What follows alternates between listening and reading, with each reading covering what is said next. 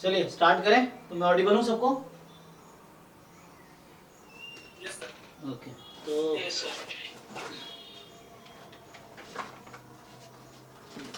Charge पे लगा दूं।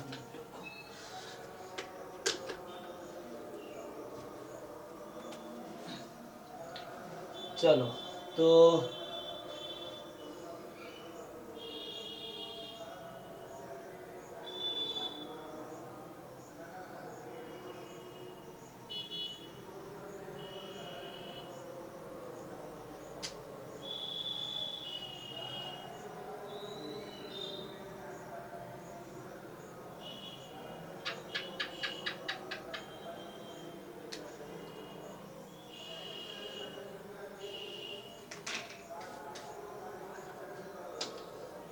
ओके तो कैसे करें?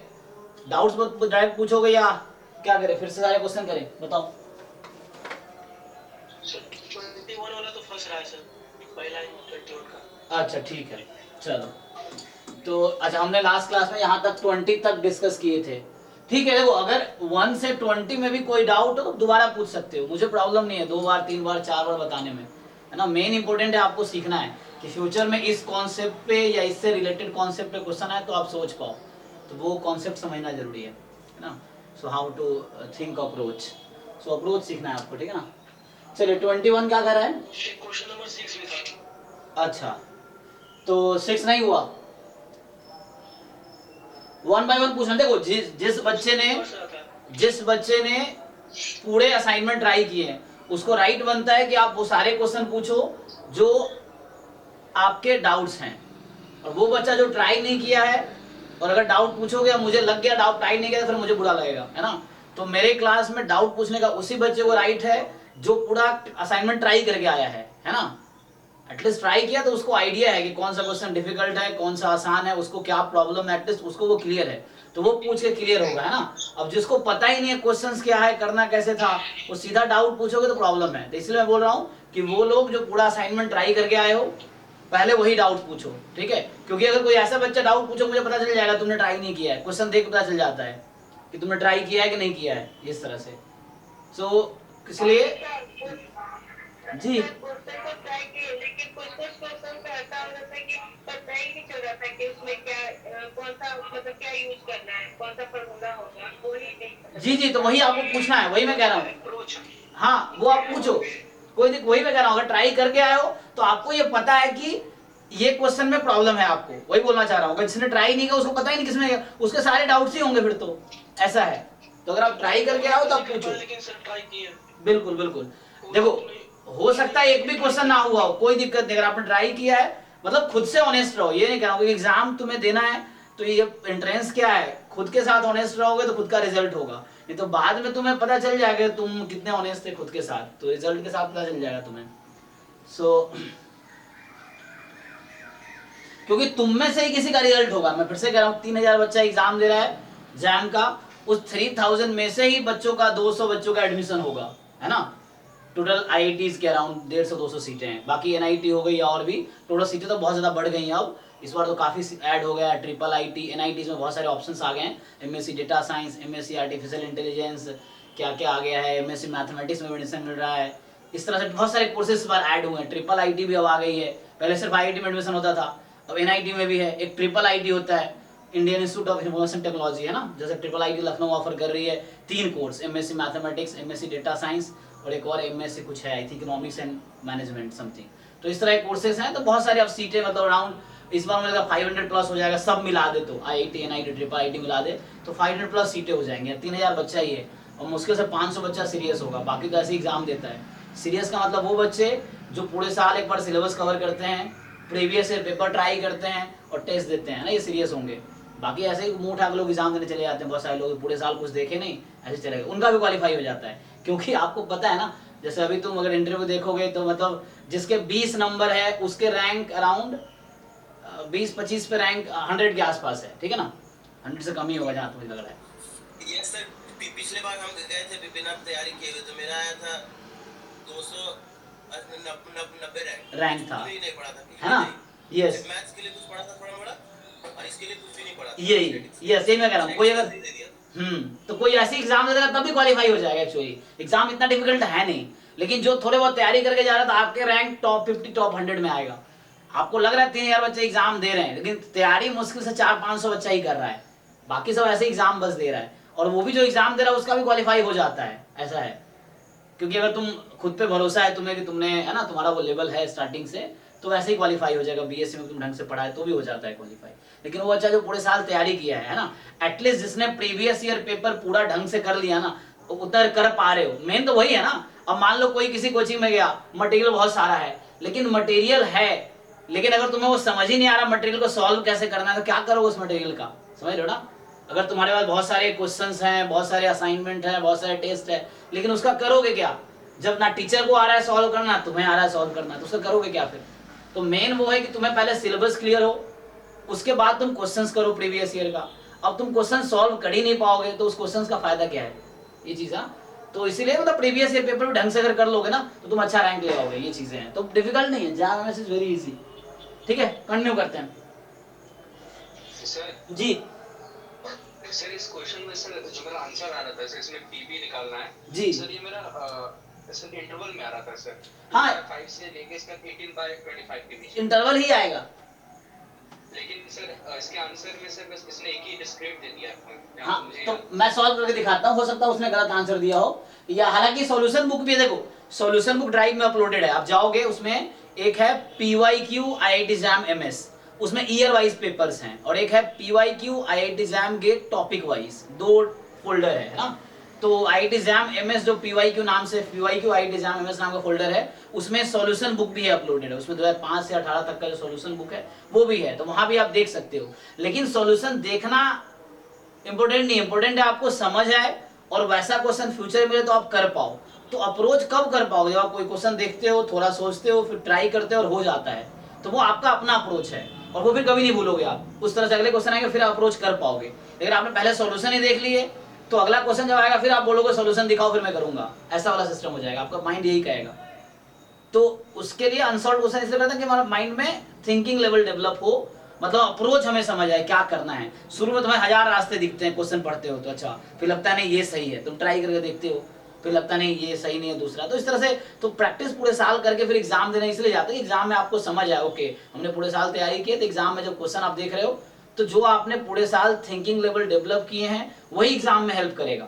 अगर सॉल्यूशन देख के पूरे साल किए हैं तो एग्जाम में भी आप सॉल्यूशन ढूंढोगे, बगल वाले में देखोगे, एक्स को देखोगे, ऐसा करोगे, या खुद सोचो सॉल्यूशन मिल जाए तो होगा, क्योंकि ब्रेन आपको वहां हेल्प नहीं करेगा, जिस तरह ट्रेन करोगे उस तरह से रिएक्ट करेगा वो, ऐसा है। ठीक है, हम ट्राई करते हैं यहाँ पे, देखिए। सो 6 क्वेश्चन का पूरा फुल सॉल्यूशन कर देता हूं मैं।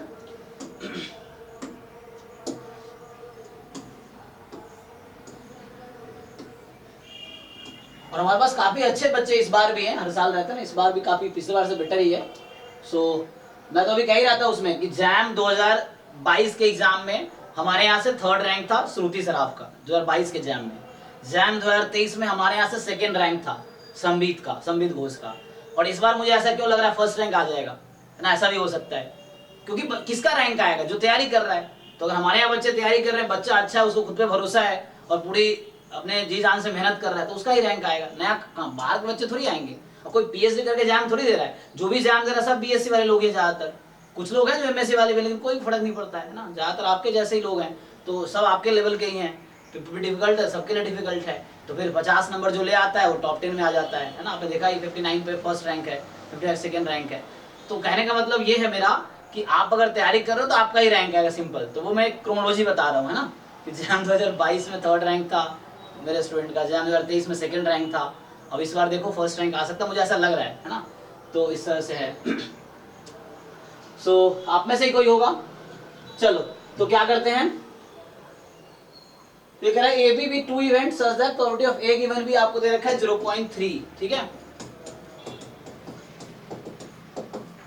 और probability of A given B complement है आपका 0.4, है ना। आप मेरा अप्रोच देखो, मुझे भी सॉल्यूशन नहीं पता, आप देखना कोई भी क्वेश्चन आप पूछोगे। सर मुझे ज्वाइन कर लीजिए सर। हाँ सर मेरा नेट नहीं चल रहा है। अच्छा एक मिनट,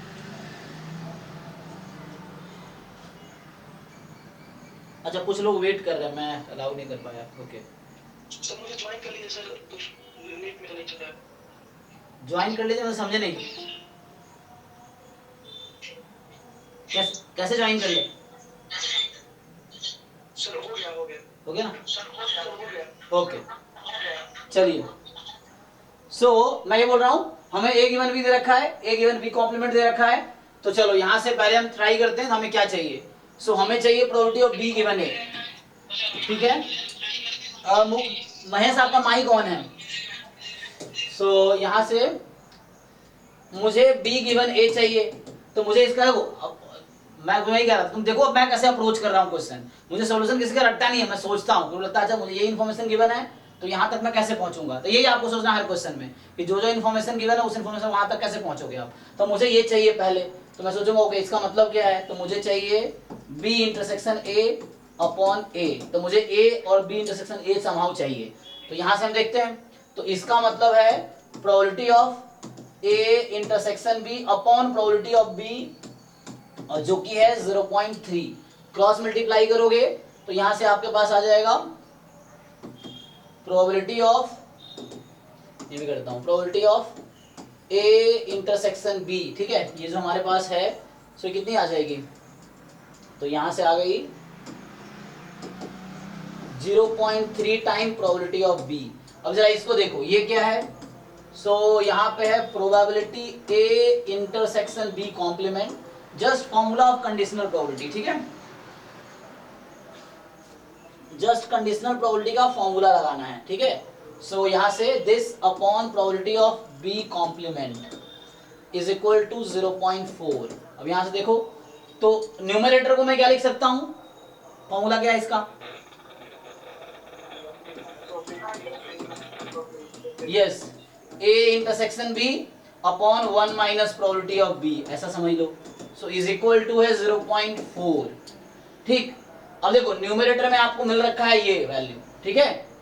तो आप क्या करो, पुट कर दो इसको, तो क्या आएगा, अच्छा आपको ये क्वांटिटी चाहिए in terms of probability of B, probability of B के टर्म्स में ही चाहिए आपको, तो ठीक है, तो रख दो इसको, आ जाएगा ना। देखो सो आप क्या करो, जस्ट यू रिप्लेस, सो मैं यहां से कंटिन्यू कर रहा हूं इसको, देखो तो सो यहां से क्या करो आप,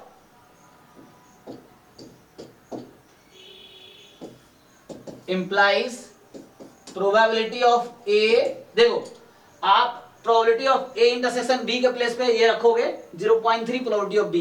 ये कहां से आया, जो पहला इंफॉर्मेशन दे रखा है, ये इंफॉर्मेशन क्वेश्चन में गिवन है, तो इसको यूज करना है हमें। तो यहां से हमने सिंप्लीफाई किया तो मुझे ये मिला। अब मैं इस ए इंटरसेक्शन बी के प्लेस पे ये रखूंगा 0.3 टाइम प्रोबेबिलिटी ऑफ बी, तो यहां से आएगा और क्रॉस मल्टीप्लाई चाहो तो कर लो, है ना। So upon 1 minus probability of B is equal to 0.4। तो ये तो आपने कर ही रखे होंगे, मेन अगले पार्ट में डाउट होगा, ये पार्ट तो आपने कर ही रखा होगा। सो आगे इसको कंटिन्यू कर लो, तो क्रॉस मल्टीप्लाई कर लो इसको। So when you do cross multiplication, so probability of A बराबर आया, क्रॉस मल्टीप्लाई करो 0.4 फिर minus 0.4 time probability of B, मैं सीधा क्रॉस मल्टीप्लाई कर रहा हूं, तो ये रहेगी, फिर ये उधर चला जाएगा तो प्लस में हो जाएगा, ठीक है। So you will have plus 0.3 P B, check कर लो। सो क्रॉस मल्टीप्लाई किया और फिर इसको राइट में भेज दिया, पी ए फाइंड करना था, तो फाइनली प्रोबेबिलिटी ऑफ ए जो आपके पास है वो है 0.4 and then minus 0.1 PB. So this is the one answer what they asked. So probability of A is equal to 0.4 minus 0.1 time probability of B. That is the one answer you have. So they asked you, अच्छा sorry अभी क्या है, PA आया ना, मुझे अच्छा मुझे चाहिए था P की B के बने, ओके ओके इसको रिप्लेस करेंगे। सो अभी मैंने PA निकाला PB के टर्म में, सो आई थॉट PA पूछा है, तो क्या पूछा PB के बने, तो ठीक है। सो आप फाइंड कर लेते हैं। So now they asked you PB given A। So B given A क्या होता है, B intersection A upon probability of A। अब A इंटरसेक्शन B तो पहले ही पता था हमें, so it is 0.3 time probability of B upon PA। PA की वैल्यू है 0.4 minus 0.1 time probability of B, ठीक है। तो इस तरीके से, तो एक आंसर ये हो गया ना, they asked you probability of B given A in terms of probability of B, ये क्वेश्चन था। So find the probability of B given है in terms of probability of B. सो एक आंसर ये हो गया। Now next answer is probability of B complement given A complement, ठीक है। So they ask you probability of, देखो ये जो क्वेश्चन है ये सब्जेक्टिव एग्जाम का क्वेश्चन है, तो अभी आपको बहुत टाइम, आपको सीखना है। ये क्वेश्चन जिस साल आया था 2005-6 में आया होगा ना, तो उस साल ये 15-20 नंबर का रहा होगा। अब जो आपके एग्जाम में क्वेश्चन आ रहे हैं वो 1 या 2 मार्क्स के हैं। तब उस समय 3 आवर्स में 29 क्वेश्चन ही करने होते थे, है ना, उसमें 15 सब्जेक्टिव और 14 ऑब्जेक्टिव, इस तरह से था। अभी क्या है कि आपके पास अब 60 क्वेश्चन है और सब एमसीक्यू, एमएसक्यू, एनएटी है, लेकिन ये क्वेश्चंस करना जरूरी है कॉन्सेप्ट समझने के लिए, है ना, प्रैक्टिस के लिए। आईएसआई में भी काम दे देगा सर। यस, ये सब आईएसआई में भी है ना, सब्जेक्टिव क्वेश्चन उस तरह से हैं। हालांकि बाद में आईएसआई का पीवाईक्यू हम ट्राई करेंगे, बट हाँ हेल्प करेगा ये सब आईएसआई में भी। जी sir probability B intersection A का जो वैल्यू लिखे हैं 0.3 इनटू प्रोबेबिलिटी बी, हाँ। ये कैसे होता है? ये बी इंटरसेक्शन है ना, Yes, sir. ये देखिए यहाँ पे आया हुआ है। तो मतलब ए इंटरसेक्शन, हाँ, तो बी इंटरसेक्शन ए आपको पता है ना, ए इंटरसेक्शन बी और बी इंटरसेक्शन ए सेम रहता है। हाँ yes, sir. हाँ, इस यही यूज कर लिया मैंने कि दोनों इक्वल है, तो बी इंटरसेक्शन ए और ए इंटरसेक्शन बी इक्वल ही है, इसीलिए, ठीक है। हाँ, तो ये आपका आ गया बी गिवन ए। अब आपको चाहिए B complement given A complement. So B complement given A complement, so यहां से क्या करोगे आप, probability B complement intersection A complement upon probability A complement. अब ये देखो फिर से आप डी मॉर्गन्स लॉ लगाओगे यहाँ पे, तो इसको क्या लिख सकते हो आप लोग, probability of B union A bracket B union A का फुल कॉम्प्लीमेंट, है ना। तो ये आपका हो गया probability of B union A या ए यूनियन बी का whole complement upon probability of A complement है तो 1 माइनस पी ए लिख दो।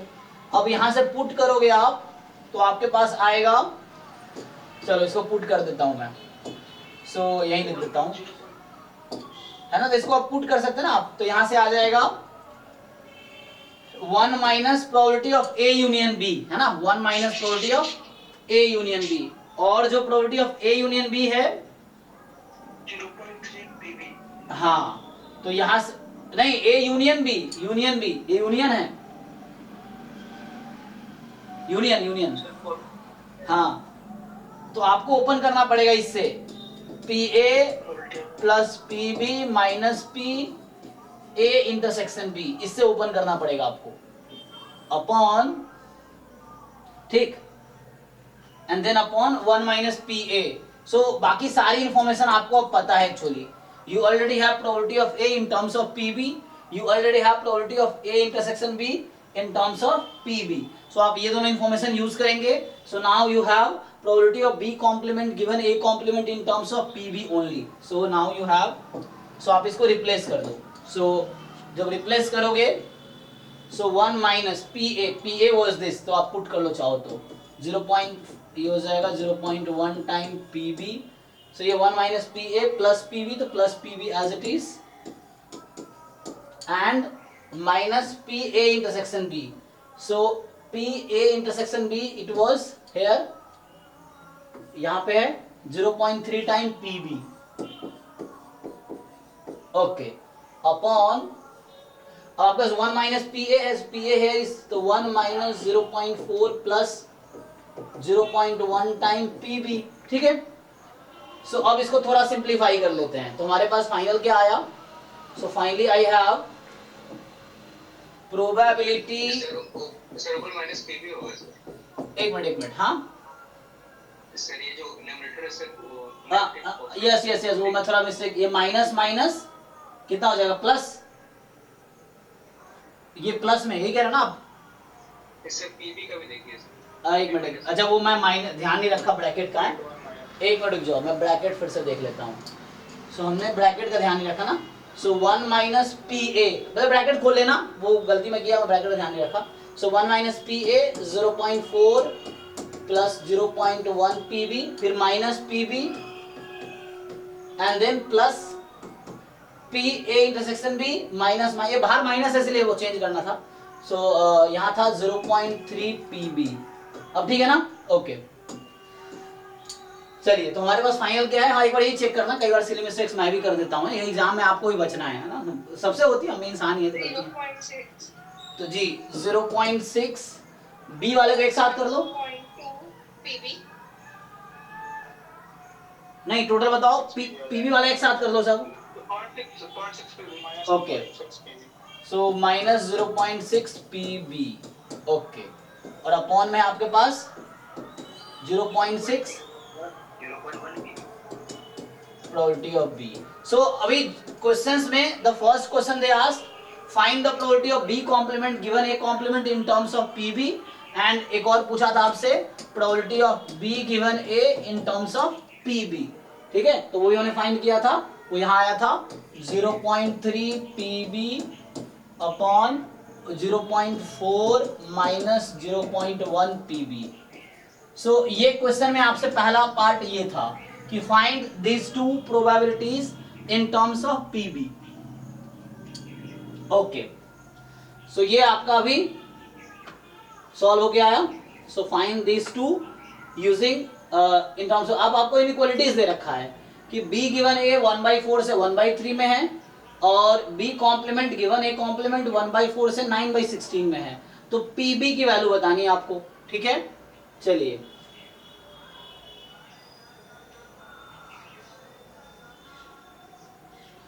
तो इसको इनइक्वालिटी यूज कर लेते हैं। सो अगले पेज पे करो या इसी में कर दो। तो देखो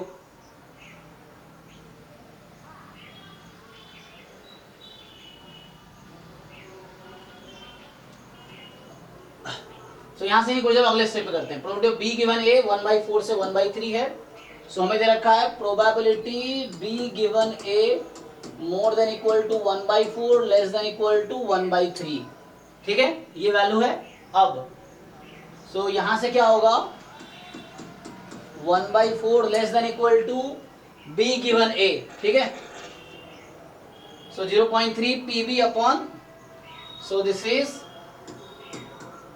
0.3 पीबी अपॉन 0.1 माइनस, ठीक है ना, नहीं 0.4 माइनस 0.1 पीबी, तो 0.4 माइनस 0.1 पीबी। ठीक है जी, एक बार देख लो, इट इज ओके। अब यस सर यहाँ तक हो जा रहा है, दूसरे वाला नहीं। इसके बाद हाँ, अब इनइक्वालिटी कैसे सॉल्व करोगे? समझ नहीं आ रहा। देखो यहाँ पे क्या है, दोनों साइड इक्वलिटी साइन डाल के सॉल्व कर देंगे, दोनों के अपर बाउंड लोअर बाउंड दोनों के बीच में निकालेंगे, तो एक इसमें कॉमन आएगा, एक कॉमन और इसमें लोअर बाउंड। अच्छा हो जाएगा, देखते हैं। देखो तो यहाँ से क्या है, अभी आपके पास है, ये तो प्रोबेबिलिटी थी ना, डिनोमिनेटर तो पॉजिटिव ही रहेगी क्योंकि प्रोबेबिलिटी थी, क्या थी, ये कॉम्प्लीमेंट थी ना। हाँ, तो देखो सिंपली यू क्रॉस, ये पॉजिटिव क्वांटिटी है, डिनोमिनेटर है पॉजिटिव क्वांटिटी है क्योंकि यहाँ प्रोबेबिलिटी निकाला था आपने। So this was the probability in the denominator. So ठीक है, सो इसको एक बार देख लो।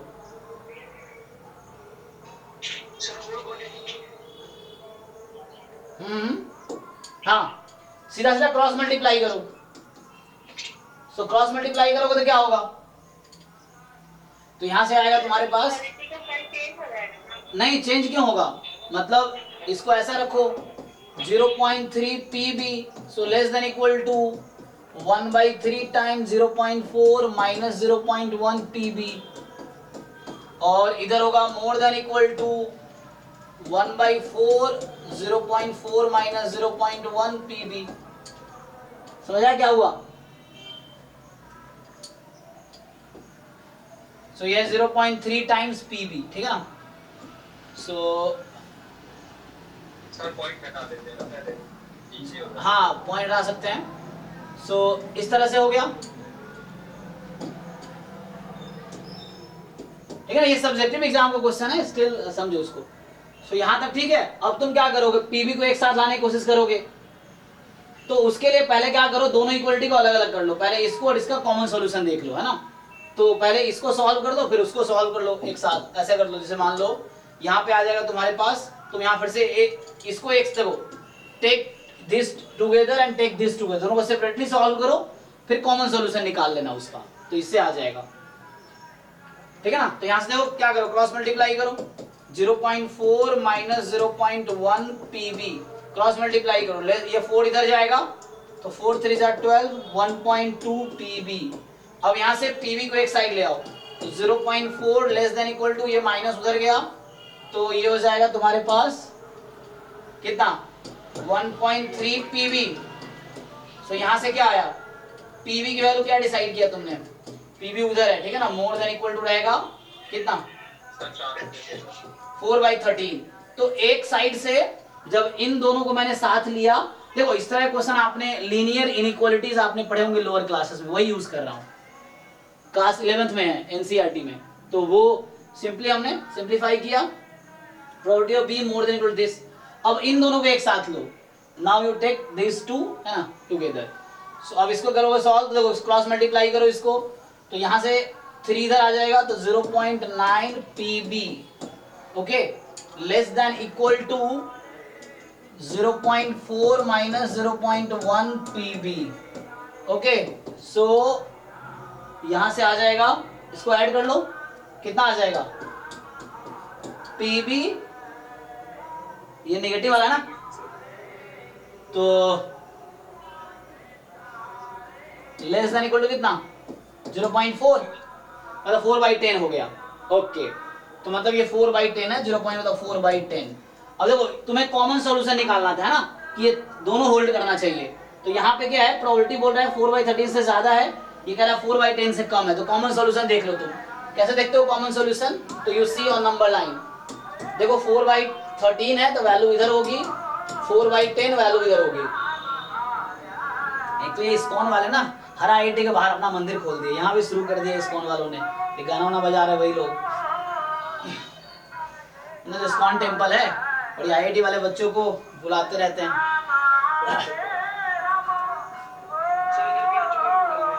हाँ हर जगह, मतलब जो भी अच्छे अच्छे इंस्टीट्यूट्स हैं इंडिया के, उसके बाहर तुम देखना इस्कॉन वाले खोलते हैं, फिर वही जहाँ भजन करते हैं लोग, फिर बच्चे उसी के साथ काम करने लगते हैं, पेरेंट वेरेंट छोड़ के, जॉब छोड़ के।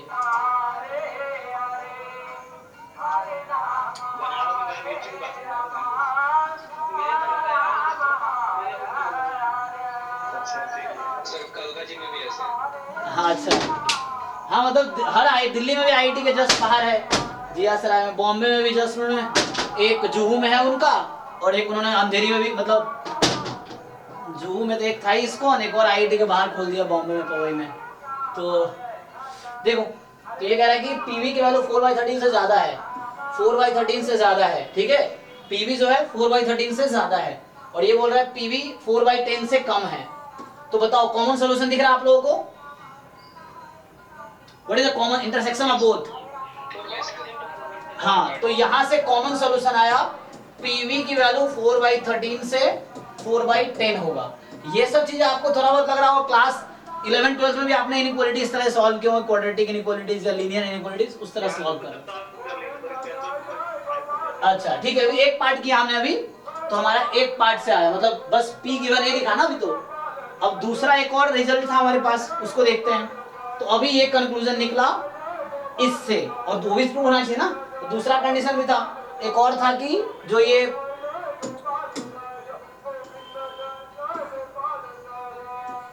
है ना, ये रिजल्ट है वो।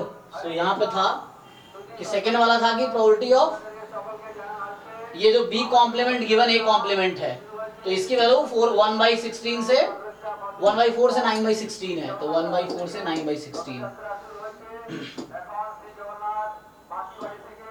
सो 1/4 से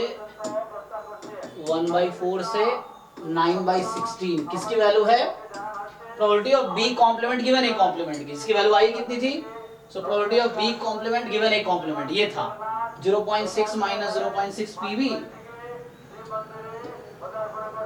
सो 0.6 minus 0.6 PB upon 0.6 plus 0.1 PB. So 0.6 plus 0.1 PB. ठीक है, यहाँ तक सिमिलरली सॉल्व करेंगे। देखिए, तो आप इसको एक साथ उसको एक साथ कर लो, कैसे भी समझ आ रहा है ना। तो पहले इन दोनों को एक साथ लो, उसको सॉल्व करो, फिर इन दोनों को एक साथ लो, उसको सॉल्व करो। सो इनइक्वालिटी सॉल्व करो तो यहाँ 1/4 time 0.6 plus 0.1 PB less than equal to 0.6 minus 0.6 PB. Okay, बस देखते रहो ध्यान से। सो इसको इधर भेजा, अब इसको उधर भेज दो क्रॉस मल्टीप्लाई करके। तो यहाँ से 0.6 प्लस 0.1 पीबी, ये 4 को उधर भेजा तो 4 6 24, 2.4 पीबी। तो यहाँ से आया हमारे पास। अब पी वाले एक साइड बुला लो, ये नेगेटिव है ना, इसको लेफ्ट में बुला लो। तो 0.1 0.4 2.4, तो 2.5 PB is less than equal to 0.6 उधर भेजो तो 24 में से 6 गया 18 तो 1.8। तो यहाँ से आया PB less than equal to 18/25। एक आया, ये इस पार्ट से आया। अब इन दोनों को एक साथ करेंगे सॉल्व एंड। तो अब आगे जब इन दोनों को एक साथ लो, क्रॉस मल्टीप्लाई करो तो 9/16 है ना, तो क्रॉस मल्टीप्लाई 16 से मल्टीप्लाई करो तो 9 पॉइंट दूसरे वाले से 2/5 आएगा सर। अच्छा ठीक है, करके देख लेते एक बारी तो वेरीफाई कर लेना।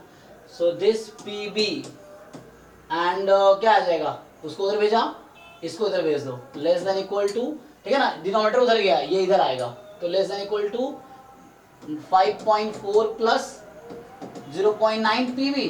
तो थोड़ा ही टाइम लगेगा, कर लेते हैं। सो इधर इसको इधर भेज दो, इसको इधर बुलाओ, 9.6 माइनस 5.4 4.2।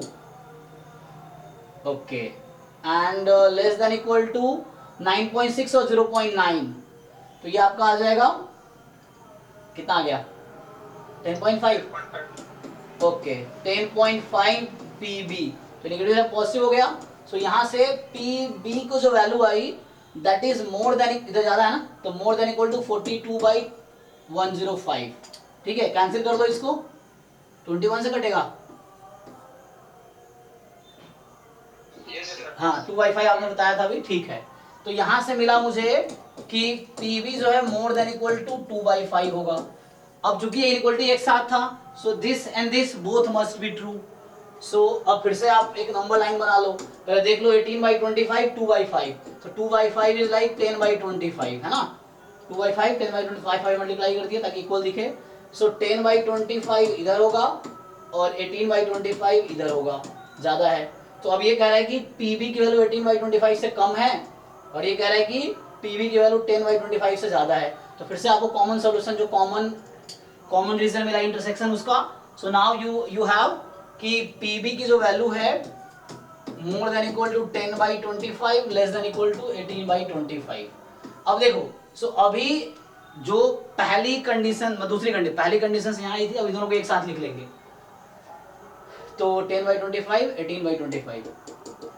सो यहाँ से देखो, एक तो ये था ना, तो हमारे पास क्या था, सो एक तो ये आया था और अभी मिला है मुझे more than equal to 10/25 less than equal to 18/25। Fine. अब आपको इन दोनों का इंटरसेक्शन निकालना है, अब आपको इन दोनों का इंटरसेक्शन फाइंड करना है। सो फिर से नंबर लाइन बना लो, है ना। सो आप इन दोनों, ये जो इक्वेशन है इन दोनों का इनइक्वालिटीज का कॉमन सॉल्यूशन चाहिए। सो आप नंबर लाइन पे इन चारों नंबर को प्लॉट करो। तो पहले रफली आपको देखना पड़ेगा किसकी क्या वैल्यू है। हाँ सर 4/10 और 10/25 दोनों 2/5 होते हैं। अच्छा एक मिनट, ये 2/5 है, ये भी 2/5 है ना। Okay, this is 2/5, this is 2/5। तो ये कह रहा है पीवी लेस देन इक्वल 2.5 होगा, ये बोल रहा है पीवी मोर देन 2/5 होगा। तो मतलब कॉमन सॉल्यूशन क्या आया कि पीवी क्या होगा 2.5 ही होगा। देखो ये कह रहा है PV less than equal 2/5, PV less than equal to 2/5 and here it is saying PV more than equal to 2/5। So एक कह रहा है more than equal to less than equal to, common solution क्या आएगी एग्जैक्टली इक्वल टू, है ना, मतलब ये है। सो 2/5 है यहाँ और इधर है तुम्हारा 4/13, इधर है तुम्हारा 18/25। एक कह रहा है सॉल्यूशन इधर है और एक कह रहा है इधर है, तो कॉमन सॉल्यूशन क्या है दिस पॉइंट ओनली। तो final answer is PV is equal to 2/5। तो इसमें देखो मैथमेटिक्स कितना हेल्प करता है, इसलिए जैम स्टैट्स वालों मैथ्स को इग्नोर मत करो, क्योंकि मैथ पोर्शन से बहुत कुछ ना, जो कैलकुलेशन सीखोगे, जो कॉन्सेप्ट सीखोगे वो यहाँ भी हेल्प करेगा। तो अभी इसमें क्या हुआ, शुरू में प्रोबेबिलिटी के कॉन्सेप्ट लगाए, बाद में हमने क्या किया, पूरा इनइक्वालिटी के कॉन्सेप्ट यूज किए सॉल्व करने के लिए, है ना, इनइक्वालिटीज यूज हुआ actually. So is it clear? सबको समझ आया? कोई डाउट है तो पूछो इसमें। ठीक है ना? ओके है ना? अब क्या करना, देखो अब अगली बार जैसे अभी क्लास के बाद एक बार खुद से ये क्वेश्चन करके देख लो। जैसे पहली बार जब असाइनमेंट तुम सॉल्व करते हो, बहुत सारे क्वेश्चन तुम्हारे हो गए होंगे, कुछ फंस गए होंगे, तो वो मैं सॉल्व कराऊंगा। उसके बाद एक बार फिर से एटलीस्ट वो क्वेश्चन सॉल्व करो जो फंसे थे, और खुद से करो बिना कहीं हेल्प से। अगर तुम कर ले रहे हो मतलब तुम्हें समझ आ गया है, तो उस तरह क्वेश्चन फ्यूचर में मिलेंगे तो तुम सॉल्व कर लोगे, या उससे रिलेटेड भी मिलेंगे तो आपको समझ आ गया, सॉल्व हो जाएगा, है ना? वरना अगर छोड़ दोगे फिर बाद में अगली बार जब ये मिलेगा तो तुम्हें क्लियर तो किया नहीं तुमने अभी, फिर तुम्हारा वो मेमोरी में से वो हो जाएगा, धुंधला हो जाएगा, फिर जाकर तुम वहां फिर तुम्हें दिक्कत होगी। तो एक बार अभी सॉल्व कर लोगे तो हमेशा को तुम्हें हो गया कि okay you can solve this type of questions. कोई भी इस टाइप क्वेश्चन आएंगे यू कैन सॉल्व नाउ। तो एक बार क्लास के बाद फिर से वो क्वेश्चन सॉल्व कर लो जो डाउट्स है तुम्हारे, पहले तो कर ही रखे खुद से वो है, और जो लोग नहीं किया कुछ भी तो सारे क्वेश्चन दोबारा करो। ओके नेक्स्ट बताइए। तो ये हो गया 6th क्वेश्चन, ठीक है? 21, ठीक है। सर क्वेश्चन 10 का आंसर गलत है क्या सर इसमें? अच्छा 10 का देखते हैं, चलिए आंसर दे रखा है इसमें। सर आंसर दे रखा है +1 करके, लेकिन सर मेरा -1 आ रहा है। 250 -1 डिवाइडेड बाय 250 में, तो ये पावर 50। जीपी का सम आएगा कुछ ऐसा। हाँ सर, वो 50 डाउन हो गए ना इसमें। सर एक +2 भी आएगा उसमें, तो वो 2 - 1 +1 कर देगा, आंसर सही है। अच्छा ओके, यहाँ था 2p - 1 की पावर 49 p1, तो p1 is just p actually, and 2p - 1 48 p1 - p। तुम्हें काम कर सकते हो यहाँ पे +-1 कर सकते हो, है ना?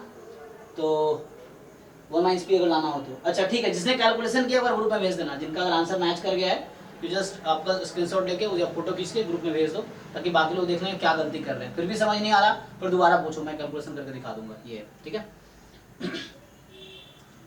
एक बार कैलकुलेशन जिन लोगों ने किया है उसको सॉल्व करके भेज दो। तो हमारा इस तरह क्वेश्चन हो सकता है एग्जाम में आएगा तो प्रूव दैट तो बोलेगा नहीं, अगर रिकर्सन दे दिया तो आपको ये पूछ सकता है कि व्हाट इज प्रोबेबिलिटी p50 बताओ जब ऐसा हो। तो ये रिकर्सिव इक्वेशन है, सीक्वेंस का क्वेश्चन हो गया उस टाइप से, समझ लो ऐसा।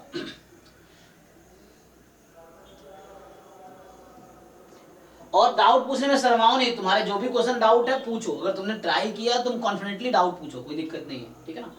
तो डाउट पूछोगे। 17 क्वेश्चन देखना 17 ये सर करा तो था, बट आंसर इसका 3/8 दे रखा है, आई गेस 1/8 आ रहा। ओके, सो आपको बोल रहा है कि A3 हमने सॉल्व किया था लास्ट क्लास में आई थिंक। हाँ मिस्टेक है, आंसर मिस्टेक है, यस यस 1/8 आता, मैंने भी लास्ट क्लास में किया था 1/8 आया, पिछले क्लास में सॉल्व किया, वीडियो देखना है, नोट्स देखना। तो ये सही है, इसका आंसर गलत देख रहा है था ना, मैंने भी सॉल्व किया था 1/8 ही आया था आई थिंक। हाँ आंसर गलत। चलो 21 कह रहा है कि 10% of the bolts produced in a factory are defective, ठीक है? तो जितनी मैन्युफैक्चर प्रोडक्ट होती है उस फैक्ट्री से उसमें 10% डिफेक्टिव है, मतलब 90% आर गुड, ठीक है? सो 90% गुड है एंड 10% डिफेक्टिव है। They are randomly packed in a boxes such that each box contain 3 bolts. So हर बॉक्स में 3 बोल्ट्स हैं, okay. 4 of these boxes are bought by a customer. अच्छा, तो एक बॉक्स में 3 है, 3 बोल्ट्स हैं and there are 4 boxes they bought, ठीक है? The probability that the boxes that it's this customer bought have no defective bolt in them equal to. अब जो भी बॉक्स खरीदा है किसी भी बॉक्स में एक भी डिफेक्टिव बोल्ट नहीं है, ये कहना चाह रहा ना?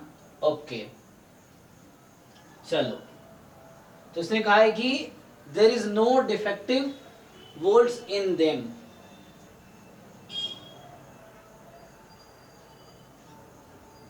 तो मतलब सब में क्या है? हाँ अप्रोच से ऐसा 100 वोल्ट मार्क करना है, इसमें कि 100 वोल्ट होगा, उसमें 10 वोल्ट डिफेक्टिव होंगे, तो उसमें बताया कि 3 वोल्ट का बॉक्सेस बनाया जा रहा है, 3 वोल्ट डालकर बॉक्सेस बनाया जा रहा है। सर उसमें अब जितने बॉक्सेस बने होंगे उसमें से 4 बॉक्स खरीद कर लाया है। नहीं, ये आप गलत समझ रहे हो। वो बस डेटा जो दिया है कि 10% of the bolts are defective. मतलब ये जरूरी नहीं कि 10 ही बना रहा है, हो सकता है 100 ही बना रहा है, हो सकता है वो 10 बना रहा हो एक्चुअली, तो 10 में एक डिफेक्टिव है, ये कहना चाह रहा है। तो actually probability of being defective ये नहीं कि 100 ही है, वो फिक्स नहीं हो, कितने भी हो सकता है। ठीक है चलिए, हाँ तो यहाँ कॉन्सेप्ट ये है कि आपके पास 4 बॉक्स है, तो find the probability of being no defective in one box. क्या प्रोबेबिलिटी है, पहले बॉक्स में एक भी डिफेक्टिव नहीं हो, क्या प्रोबेबिलिटी है? 0.9। चलो इसको जरा लिख के ही देख लेते हैं।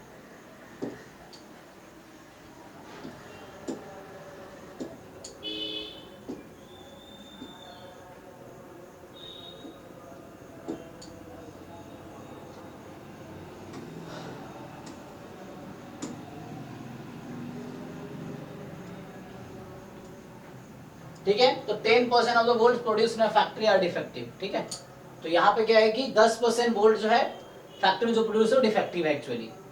तो प्रोबेबिलिटी ऑफ डिफेक्टिव है ना 1/10 है। अब बोल रहा है कि आप पहले बॉक्स की बात करो, तो बॉक्स 1 में कोई डिफेक्टिव नहीं है, तो बॉक्स 1 में कितने हैं वोल्ट्स हैं? 3 वोल्ट्स हैं। तो पहले वोल्ट के डिफेक्टिव नहीं होने की प्रोबेबिलिटी कितनी है? 1, पहला 3 वोल्ट्स है ना उसमें, सो 1 वोल्ट को डिफेक्टिव नहीं होने की क्या प्रोबेबिलिटी है? डिफेक्टिव नहीं होने की 0.9 है ना, सो 0.9 the first volt is not defective and second volt defective नहीं होने की क्या प्रोबेबिलिटी है? 0.9। थर्ड वोल्ट भी डिफेक्टिव नहीं है, इसकी probability 0.9। So this is the probability that in the box 1, पहले बॉक्स में there is no defective bolts, all are good actually. अब यही काम आप किसके लिए करोगे? जैसे I work for first bolt, first box, and you will again work for क्या? यही आंसर आएगा सेकेंड बॉक्स के लिए, एंड यही आंसर आएगा थर्ड बॉक्स के लिए, एंड यही आंसर आएगा फोर्थ बॉक्स के लिए। 4 बॉक्स है ना टोटल, तो इसको कर दो तो क्या आ गया टोटल? 0.9 की पावर यहाँ कितनी है? 3, और इस पूरे की पावर है 4, तो 0.9 की पावर 12। क्या ये आंसर नहीं है? चेक कीजिए। ठीक है ना, तो ये answer actually. So first ball में, फर्स्ट बॉक्स में एक भी डिफेक्टिव बोल्ट्स नहीं है, there is no defective bolts in the first box, so all 3 are good, and in the second box there is no defective bolts, and so and जहां बोल रहा हूं मल्टीप्लाई, ठीक है, in the third and in the fourth similar way. So this is the answer actually. ठीक, कोई नहीं, आप इस तरह सोचना। This is probability of being defective 0.1, probability of not being defective 0.9. ठीक है, नेक्स्ट। जिन लोगों ने कंप्लीट कर दिया असाइनमेंट वो अपने डाउट्स बताओ। सर इसमें सर क्वेश्चन सर 22 में सर क्वेश्चन आप समझा दिए सर। ठीक है, 22 कह रहा है कि Ram rolls a pair of fair dice. Okay, so fair dice को राम ने रोल किया, ठीक है। If the sum of the number shown on the upper faces are 5, 6, 10, 11 और 12, then Ram wins a gold coin. Okay, otherwise he rolls the pair of dice once again. अच्छा, मतलब ये अगर 5, 6, 10, 11, 12 आया तो उसको गोल्ड मिला, ठीक है। पेयर ऑफ डाइस को फेंका ना, पेयर ऑफ डाइस को फेंकने में क्या आउटकम है? 1,1, 1,2 and so on up to 6, 6 तक, तो टोटल 36 आउटकम्स हैं। एंड अगर सम ऑफ नंबर है 5, 6, 10, 11, 12, तो राम एक गोल्ड कॉइन जीतता है, ठीक है। तो अब otherwise he rolls the pair of dice once again, मतलब अगर इनमें से नहीं आया, सम 5, 6, 10, 11, 12 नहीं आया, तब वो फेंकेगा फिर से। अगर ये आ गया तो नहीं फेंकेगा, है ना, ऐसा कहने मतलब ये ना, अदरवाइज लिखा है। So he rolls a pair of dice once again and wins a silver coin if the sum of the number shown on the upper faces in the second throw is the same as the sum of the number obtained in the first throw. तो पहली बार second throw करने की नौबत कब आएगी? When he needs to throw second time.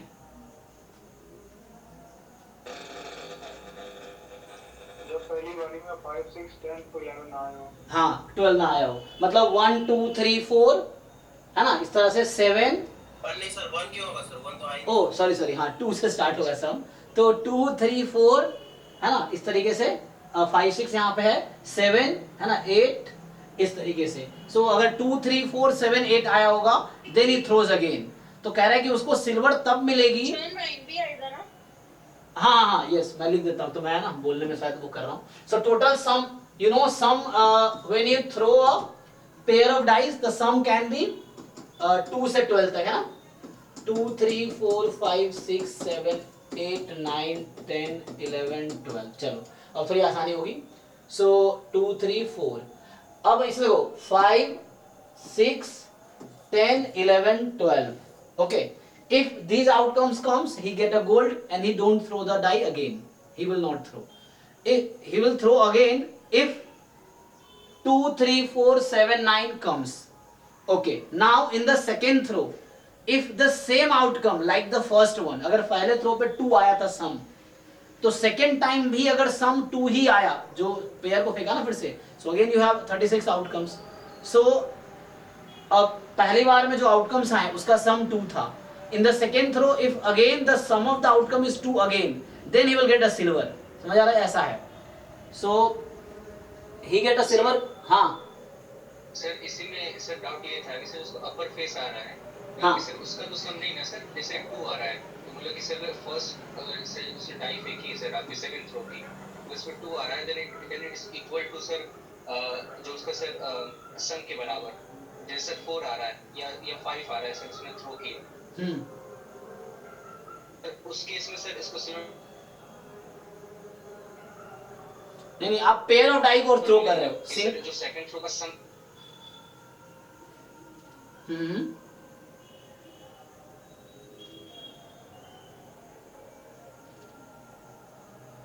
नहीं समझ नहीं आया क्वेश्चन आपका मुझे। सर मैं आपसे कह ये रहा था ना कि सर जो इसका सम आ रहा है 5 और 6 10 11 और 12, यस अगर ये नहीं आएगा तो सर ये आएगा सर आपका दूसरी बार फेंकने के लिए।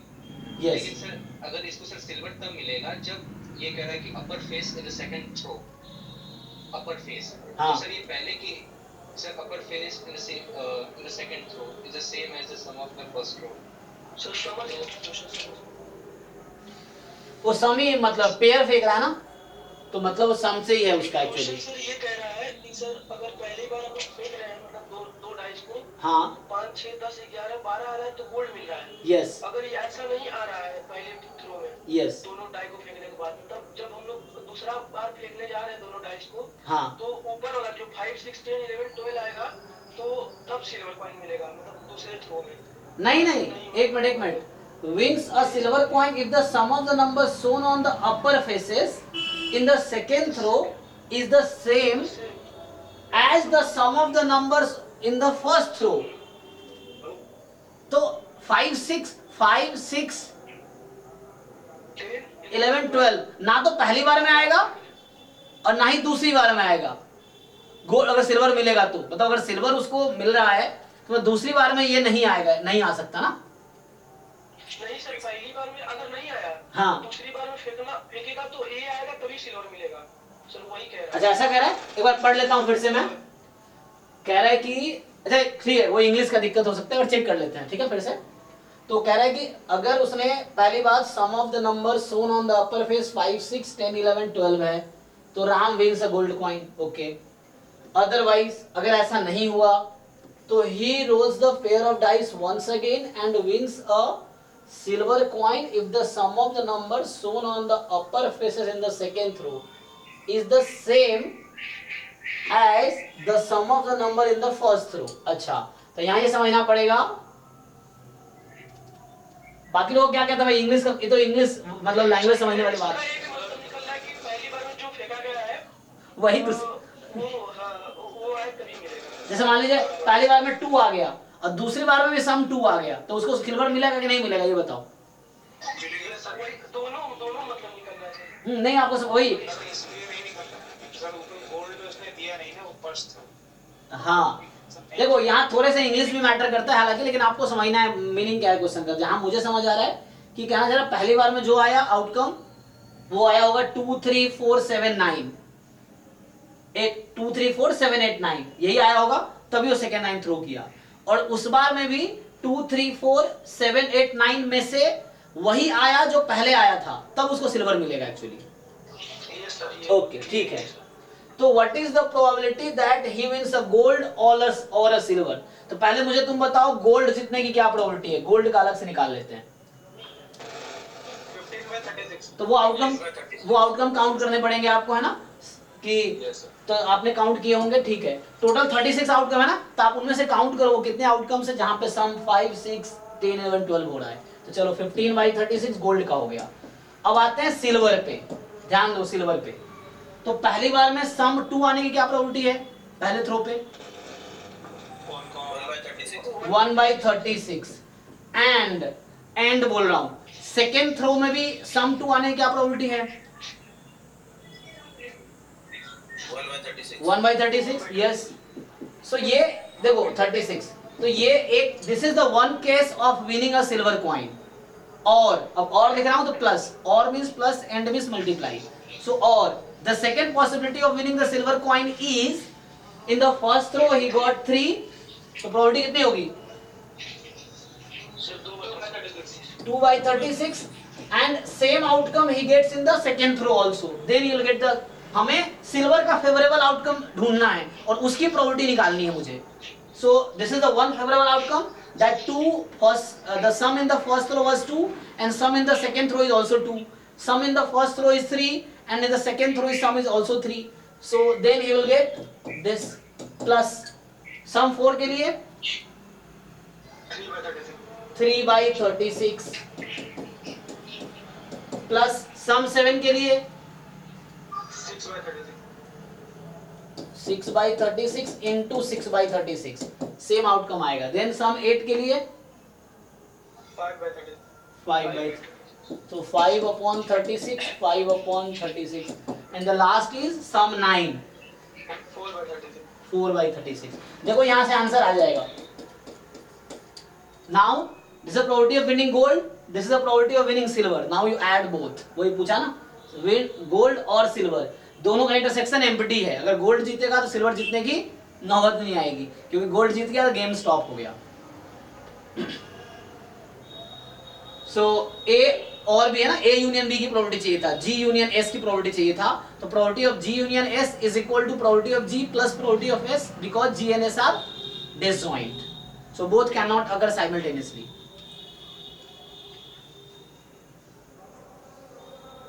ठीक है, आपके ऊपर आंसर मैच कर लेना, इसको कैलकुलेट कर दो। 1 square plus 2 square plus 3 square plus 6 square 5 square 4 square, तो 1 स्क्वायर से लेकर 6 स्क्वायर तक न्यूमरेटर में हो गया और डिनोमिनेटर में 36 स्क्वायर है वहां पे, और इसको ऐड कर लो।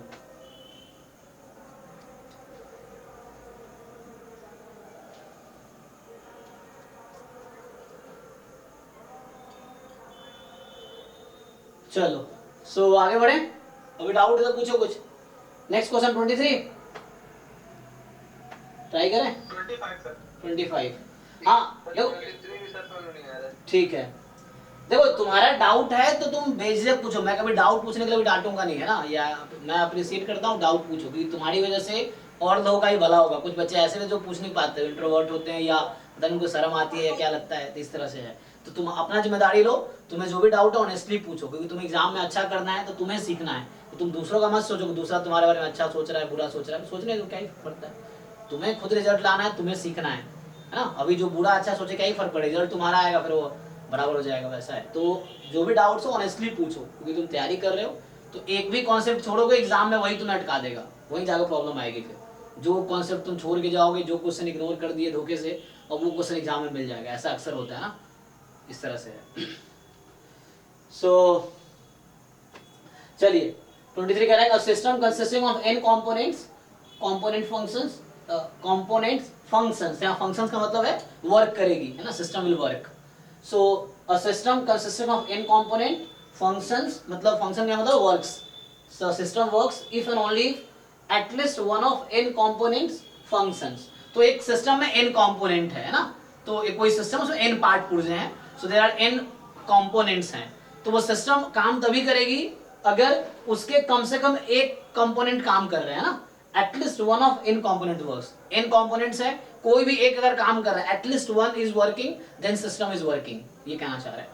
सो suppose that all the n component of the system functions independently. अब हर फंक्शन, हर कंपोनेंट इंडिपेंडेंट है एक दूसरे से, है ना, कोई फंक्शन कर रहा है नहीं कर रहा उसको फर्क नहीं पड़ रहा दूसरे component, all components are independent. So and each with property 3/4, और हर कंपोनेंट के फंक्शन करने की मतलब वर्क करने की या है ना चलने की प्रॉपर्टी है 3/4, है ना. तो मतलब component is working, property 3/4. If the property of functioning a system is 63/64. अब पहले कंपोनेंट के वर्क करने की प्रॉपर्टी है 3/4, each component works with property 3/4 and the system works, this property is 63/64. The question is find the value of n. तो आपको बताना है कि उस सिस्टम में कितने कंपोनेंट है. ठीक है, तो ये एप्लीकेशन हो गया, मतलब वर्ड प्रॉब्लम है. एक्चुअली बाइनोमियल का क्वेश्चन है, हालांकि ये बाइनोमियल डिस्ट्रीब्यूशन का है. और मैं फिर से बता दूं इस तरह क्वेश्चन क्लास 12th में भी है, वहां पे हाँ ऐसे क्वेश्चन है वहां भी क्लास 12th के. आप देखो मिसलेनियस में सक्सेस हाँ yes yes, failure success based है. तो यहाँ पे सिस्टम इज फंक्शनिंग मतलब working is success, not working is failure. इस तरह से करते हैं. देखो तो मैं इधर सॉल्व कर देता हूँ. मतलब ये क्वेश्चन ऐसे आसान है, लेकिन लैंग्वेज को मैथमेटिकली कन्वर्ट करना थोड़ा डिफिकल्ट है. सो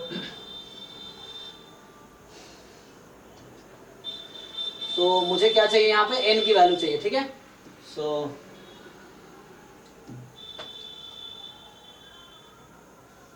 तो देखो कोई सिस्टम है, तो इस तरह का सिस्टम हो जाए, तुम एक पैरेलल, तुम फिजिक्स पढ़े हो थोड़े बहुत, एक मतलब इसके जो कंपोनेंट्स है कैसे अरेंज है, पैरेलल या सीरीज में. सर की बनाकर, पैरेलल की बनाकर, यस यस, इस तरीके से है. वर्क करेगा, एक भी की वर्क करेगा तो वर्क. हाँ, तो ये पैरेलल सिस्टम बोलते हैं इसको हम लोग एक्चुअली. तो आगे जाके पढ़ोगे, ये रिलायबिलिटी में ये एक सब्जेक्ट है, उसी का कंपोनेंट है. तो ये एक सिस्टम है, सो है ना, इस तरीके से है. तो यहाँ से कोई है ना, तो कोई भी एक कंपोनेंट, मान लो कंपोनेंट 1, कंपोनेंट 2, कंपोनेंट n, तो ये इसको बोलते हैं पैरेलल सिस्टम. पैरेलल सिस्टम क्या होता है कि कोई भी एक कंपोनेंट अगर वर्क कर रही है तो सिस्टम वर्क करेगी. सीरीज सिस्टम में क्या होता है, वो लाइन से अरेंज्ड है, तो जो कोई भी एक रुक गई तो बीच में कनेक्शन खत्म हो जाएगा ना. सीरीज सिस्टम ये होगा, मतलब इस तरह सीरीज में अरेंज्ड है कंपोनेंट्स. तो कोई भी एक कंपोनेंट काम करना बंद कर दिया तो सिस्टम काम करना बंद कर देगा, तो उसको सीरीज सिस्टम बोलते हैं. उसमें ऐसा लिखा होता, अगर जब सीरीज सिस्टम होगा तो वहां लिखा रहेगा कि system works if and only if each component works, सारे कंपोनेंट वर्क कर रहे हैं, है ना. या system fails if one component fails. जी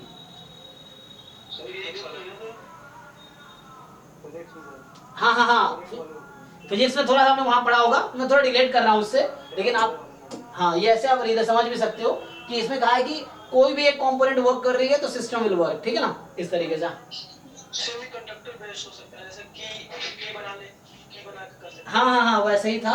तो हमें हालांकि फिजिक्स में जाना नहीं है, हमें मैथमेटिकली से बस एक दिमाग में आइडिया रहेगा, इसलिए मैंने बता दिया, वरना इसकी जरूरत नहीं है यहाँ पे. देखो अब आपके पास क्या है, तो मान लो मैं x लेता हूँ रैंडम वेरिएबल की नंबर ऑफ वर्किंग कंपोनेंट्स. अब देखो जी, सर इसको हम लोग 1 माइनस कोई वर्क नहीं कर रहा से कर सकते हैं. यस वही करेंगे, हम उससे ही करेंगे. यस चलो मैं पहले डिफाइन नहीं करता हूँ, मैं पहले सीधा स्टार्ट, मान लो सॉल्व करना आप स्टार्ट करोगे. तो आपसे पूछा है कि आप probability system is working, so it is given that system is working, मतलब फंक्शनिंग मतलब वर्किंग, दिस प्रोबेबिलिटी इज 63/64.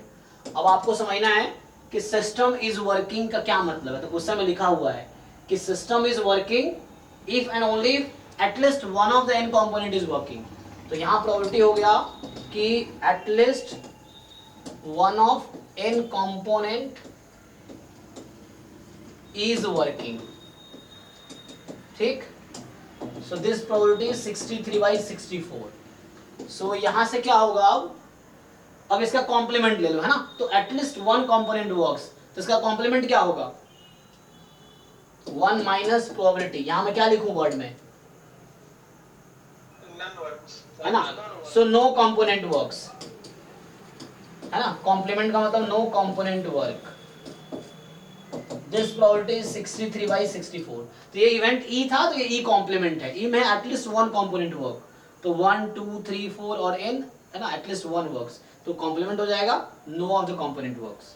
सो अब देखो 1 माइनस, मान लो कंपोनेंट वर्क करने की प्रोबेबिलिटी दे रखा है ना, कंपोनेंट वर्क करने की प्रोबेबिलिटी कितनी है 3/4, तो कोई एक कंपोनेंट वर्क नहीं कर रहा, उसकी प्रोबेबिलिटी कितनी है 1/4।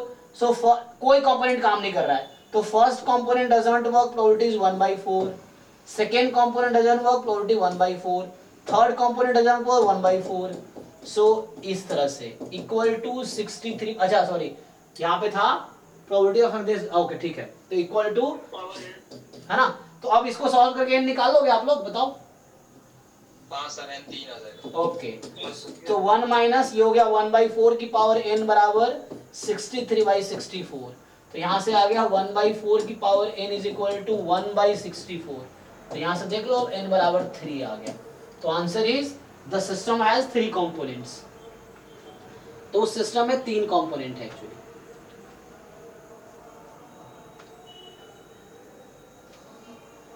किसी डाउट हो बताओ।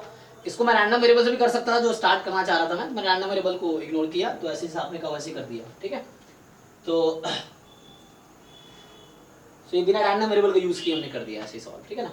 सो no component work, first doesn't work, second doesn't work, nth doesn't work, तो नो कंपोनेंट वर्क, तो इस तरह से आ गया, ठीक है। तो आगे बढ़ते हैं नेक्स्ट। सो बताइए नेक्स्ट क्वेश्चन। 29 ठीक है, सर 25 सर मुझे 1 by 1 ठीक है, चलो 25। तो ये कह रहा है कि there are 2 urns u1 u2, u1 contain 4 white, u2 contain, अच्छा u1 contain 4 white 4 black, अच्छा ठीक है, और हो चुका है। u2 empty है, तो 4 balls are drawn at random from u1 transferred to u2। तो पहले अर्न में से 4 बॉल ड्रॉ किए तुम और वो u2 में ट्रांसफर किए। अब यही तुम्हें समझना, ये पार्टीशंस बनाएगा, यहाँ पे डिफरेंट जो पॉसिबिलिटीज होंगी वो डिफरेंट पार्टीशंस बनाएंगे, मतलब डिफरेंट इवेंट्स बनाएंगे ना। So then a ball is drawn at random from the urn 2। पहले तुम क्या किए, पहले बॉक्स में से दूसरे बॉक्स में 4 बॉल ट्रांसफर किए, ठीक है।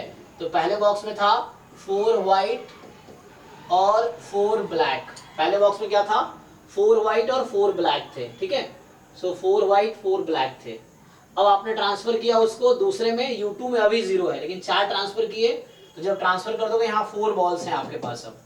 अब उस 4 में से यू आर ड्रॉइंग 1 बॉल, आप उसमें से पहले 4 वहां ट्रांसफर किए, तो यहाँ पे ये 4 की क्या क्या पॉसिबिलिटी हो सकती है बताओ। जब ट्रांसफर कर रहे हो तो चारों क्या क्या हो सकते हैं, हो सकता है 0 व्हाइट 4 ब्लैक, हाँ व्हाइट 3 ब्लैक, डिफरेंट कॉम्बिनेशन बना लोगे। 2 white, so 0 white 4 black, 1 white 3 black, 2 white 2 black, 3 white 1 black, 4 white 0 black, like this. तो डिफरेंट पॉसिबिलिटी आ गई, तो वो E1 E2 E3 E4 E5 हो गया। So you have probabilities now, तो वो प्रोबेबिलिटी निकाल लोगे यहाँ से ड्रॉ करने की। अब यहाँ पे सेकंड है आपके पास, अगला इवेंट होगा कि the probability that the ball drawn from U2 is white. अब यहाँ से आपने एक बॉल ड्रॉ किया और इसकी व्हाइट है, इसकी प्रोबेबिलिटी पूछ रहा है, तो एंड रिजल्ट पूछ रहा है, तो आपको क्या लगाना पड़ेगा यहाँ पे टोटल प्रोबेबिलिटी, है ना। इसने गिवन दिया नहीं है कि मान लो व्हाइट है तो बताओ क्या प्रोबेबिलिटी 4 ट्रांसफर हुआ होगा, 4 व्हाइट ट्रांसफर हुआ, इस तरह नहीं पूछा। सभी केसेस के लिए व्हाइट का प्रोबेबिलिटी निकालेंगे, तो मतलब 3 व्हाइट भेजे 1 ब्लैक भेजे तो उसके लिए क्या प्रोबेबिलिटी है, फिर 2 व्हाइट भेजे। यस यस यस, सो आपको प्रोबेबिलिटी ऑफ व्हाइट निकालना एट द एंड, तो ये हो जाएगा summation probability of EI into probability of white given EI, I from 1 to 5, 5 case था ना, इस तरीके से। तो कर दो हर केस में। E1 का मतलब हो गया तुमने ट्रांसफर किए 4 व्हाइट 0 ब्लैक, तो 4 व्हाइट 0 ब्लैक ड्रॉ करने की प्रोबेबिलिटी लिख लो यहाँ पे। और अगर अब उसमें 4 व्हाइट है तो क्या प्रोबेबिलिटी है व्हाइट निकलेगी, तो 4 व्हाइट अगर ट्रांसफर किए तो 1 हो गया प्रोबेबिलिटी, फिर तो 4/4 है ना, क्योंकि अब सेकंड बॉल से इसमें 4 ही है ना, तो 4 में से ड्रॉ करोगे तुम, तो 4 में ड्रॉ करोगे। पहली बार में तुमने E1 इवेंट है, 4 व्हाइट ड्रॉ करने की क्या प्रोबेबिलिटी है, तो 4 व्हाइट ट्रांसफर किए तुमने, तो 4 व्हाइट ट्रांसफर होता 4/8, तो यहाँ तो 1/2 होगा। और यहाँ पे आएगा अगर चारों व्हाइट ट्रांसफर हुए थे तो क्या प्रोबेबिलिटी है, वो एक बॉल ड्रॉ करने पे व्हाइट आएगी, तो 4/4, तो 1, तो हाफ इंटू 1 प्लस ऐसी डिफरेंट केसेस में प्रोबेबिलिटी निकाल लो, कर दोगे टोटल प्रोबेबिलिटी क्या है। यस सर हो जाएगा। Yes sir. 26 का सर कॉन्सेप्ट बता दीजिए। जी, suppose that 5 distinct balls are distributed at random into 3 distinct boxes. So कह रहा है कि suppose that 5 distinct balls are distributed, 5 different ball है उसको डिस्ट्रीब्यूट किया at random into 3 distinct boxes. Okay, तो आपके पास 3 बॉक्स है जिसमें आपको 5 बॉल को डिस्ट्रीब्यूट करना है in such a way that the each of the 5 balls can get into any one of the 3 boxes. Fine. Find the probability that exactly one box is empty. अब आपको probability बताना है कि exactly one box empty है। तो सोचो आप, हर ball के पास कितनी चॉइसेस है? एक बॉल ड्रॉप करना है तो कितनी चॉइस है, कितने बॉक्स की चॉइस है आपके पास? 3 है ना। तो सैंपल स्पेस में आपके पास अगर बात करूं number of element in sample space, जो 5 बॉल है ना, तो first ball have 3 choices, 3 into second ball have 3 choice into 3, third ball have 3 choice into 3 into 3 into 3, 3 की power 5। So there are 3 raised to power 5 different possibility of placing 3 balls into the into 5 balls into the 3 boxes। ठीक है, so इतनी total possibilities हैं total. Okay, अब आपको ढूंढना है वो पॉसिबिलिटीज जहां पे एग्जैक्टली एक बॉक्स खाली है। तो एक खाली है इसका क्या मतलब, अब मुझे फेवरेबल आउटकम ढूंढना है। Okay, so let's say this is event E1। तो E1 इवेंट का मतलब हुआ कि I'm counting the outcomes corresponding to E1. So E1 event is exactly one box is empty. तो मतलब एक empty रहेगा कोई, तो तुम अपनी मर्जी से एक फिक्स कर लो। चलो मान लो मैं मान लिया कि पहला बॉक्स को मैं empty रखना चाहता हूँ अभी, हालांकि तुम्हें समझ आ रहा होगा 3 केस इसके बनेंगे, है ना। सो मैं अभी काम कर रहा हूँ फर्स्ट बॉक्स इज एम्प्टी के लिए, so maybe second box is empty और maybe the third box is empty. तो यू हैव 3 डिफरेंट पॉसिबिलिटी, जो आंसर आएगा इनटू 3 कर लेंगे। तो पहले एक के लिए काम करते हैं। So I assume first box is empty. Now, corresponding to this event, so one box has how many choices? 3 कहाँ रहा भाई, एक तो खाली रखना मुझे। नहीं सर 5 है सर, 5 है। नहीं समझे नहीं। हाँ, हर बॉल के पास 3 बॉक्स में जाने का ऑप्शन है ना। कोई भी एक बॉल किसी भी 3 बॉक्स में जा सकता था शुरू में। अब मैं जो इवेंट मैं कंसीडर कर रहा हूँ कि 1 box is empty, exactly 1 is empty. So I assume that first box empty रहेगा, क्योंकि ये मेरा इवेंट है तो मुझे इसके फेवरेबल आउटकम ढूंढने हैं ना। So I will search for the outcome corresponding to this, है ना, इवेंट। सो मुझे देखना है कि पहला एम्प्टी रह गया, तो अब हर बॉल के पास 2 ही चॉइस है ना, मुझे पहले को एम्प्टी रखना है actually. So each ball has only 2 choice now. So कितने पॉसिबिलिटी होंगे टोटल अभी? 2। एक बॉल के पास कितनी चॉइस है? 2 चॉइस। दूसरे बॉल के पास हाँ 2 raised to power 5। So each ball has 2, but इसमें क्या तुमने अभी जो एक्सपेरिमेंट किया है, क्या उसमें सिर्फ पहला बॉक्स ही खाली रहेगा या और भी हो सकता है खाली रह जाएगा? into 3 नहीं, into 3 ठीक है, वो मैं तुम कह रहा into 3 कर दिया मैंने। चलो 3 का मतलब नहीं किया कि मैंने अज्यूम किया first box is empty, maybe the second box is empty और maybe the third box is empty. But question is it correct answer? Sir अभी दूसरा बॉक्स भी खाली रह सकता है। अब ऐसा होगा, तुमने कहा, हमने क्या कहा कि इस 5 बॉक्स के पास 2 चॉइस है। अब ऐसा हो पांचों बॉक्स एक ग्रुप का निकले, मतलब पहला बॉक्स इसमें गया, दूसरा भी इसमें आया, तीसरा भी इसमें आया, चौथा भी इसमें आया और 5वां भी इसी में चला गया, तो तुम्हारा कितने एम्प्टी रह गए? तो तुम्हें वो केस आउट करने हैं। क्यों? क्योंकि इसने कहा एग्जैक्टली 1 बॉक्स इज एम्प्टी। सो अभी जो आपने काउंट किया 2 की पावर 5, 2 की पावर 5 एक्चुअली क्या आया? 2 की पावर 5 एक्चुअली जो आया है वो ये है कि एटमोस्ट, मतलब या ऐसा बोलूं कि एटलीस्ट 1 बॉक्स इज एम्प्टी, उसकी प्रोबेबिलिटी आई एक्चुअली। या हाँ, तीनों एम्प्टी तो हो नहीं सकता, तो एटलीस्ट 1 बॉक्स इज, ये प्रोबेबिलिटी तो निकली है। ये अभी 2 की पावर 5 जो है इंटू 3 कर लो, तो ये जो है प्रोबेबिलिटी है at least 1 box is empty actually, या नंबर ऑफ फेवरेबल आउटकम है corresponding to at least 1 box is empty actually. -15। तो अब आपको वो केस आउट करने पड़ेंगे इसमें से जिसमें ऐसा हो जाए कि सारे बॉक्स एक ही ऑल बॉल्स, है ना, फॉल इनटू सिंगल बॉक्स। तो -15 करना होगा क्या? अच्छा देखते हुए जाओ, तो -2 ना सर, -2 सिर्फ। हाँ अब देखो यहाँ पे क्या होगा एक्चुअली, टोटल तुम्हारे पास जो आउटकम है, तो हमने इसको भी खाली रखा हुआ है, ठीक है। तो एक केस में ऐसा हो सकता है कि देखो टोटल केस तुम्हारे पास कितने, अभी मैंने फिक्स कर रखा है पहला एम्प्टी है मेरा, ठीक है, बाद में × 3 कर रहा हूं, तो अभी पहला ही एम्प्टी है। तो तुम्हारे पास टोटल 2⁵ केसेस, 2⁵ पॉसिबल आउटकम्स आए, है ना, जब आपने पहले बॉक्स को एम्प्टी रखा हुआ है। सो इसमें 2 आउटकम्स ऐसे हैं, 2⁵ मतलब कितना, 32 आउटकम्स टोटल है। इस 32 आउटकम्स में से 2 आउटकम्स ऐसे हैं, ऐसा हुआ होगा all 5 ball are into second box और all 5 ball are into third box, है ना। एक केस ये है कि पांचों सेकंड बॉक्स में चला गया होगा, दूसरा केस है पांचों सेकंड बॉक्स में चला गया होगा। तो इन 2 केस को आपको आउट करना है, तो -2, यस। सो 2⁵ -2 और इनटू 3 बाद में कर रहा हूं, क्योंकि मैंने अभी काम किया फर्स्ट बॉक्स को एम्प्टी लेके, तो सेकंड केस में भी second box is empty, same outcome आएगा 2⁵ -2, और मे भी थर्ड बॉक्स इज एम्प्टी, तो सेम आंसर आएगा। 3 टाइम ऐड करेंगे, मतलब 3 टाइम्स मल्टीप्लाई कर लो। तो -2 क्यों किया, बिकॉज एक बॉक्स अब खाली है, तो maybe all box fall into one box, this is one case, in other cases it may fall into other box, so इसलिए 2 माइनस किया। So this is the probability number of outcome। तो probability क्या हो गया, probability that exactly one box is empty, exactly one, the this upon this, yes।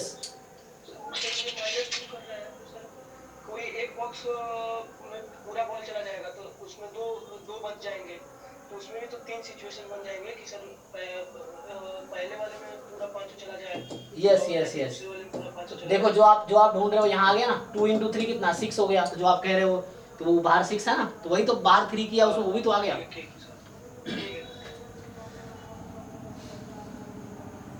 तो बात वैसे भी ठीक है जो आप सोच रहे हो वैसे, कि पहले 2⁵ है ना, ये हो गया, इनटू 3 केस है, माइनस 2 केस वैसे है, इनटू 3, तो बात बराबर ही है। तो अब ऐसे सोचो या वैसे सोचो।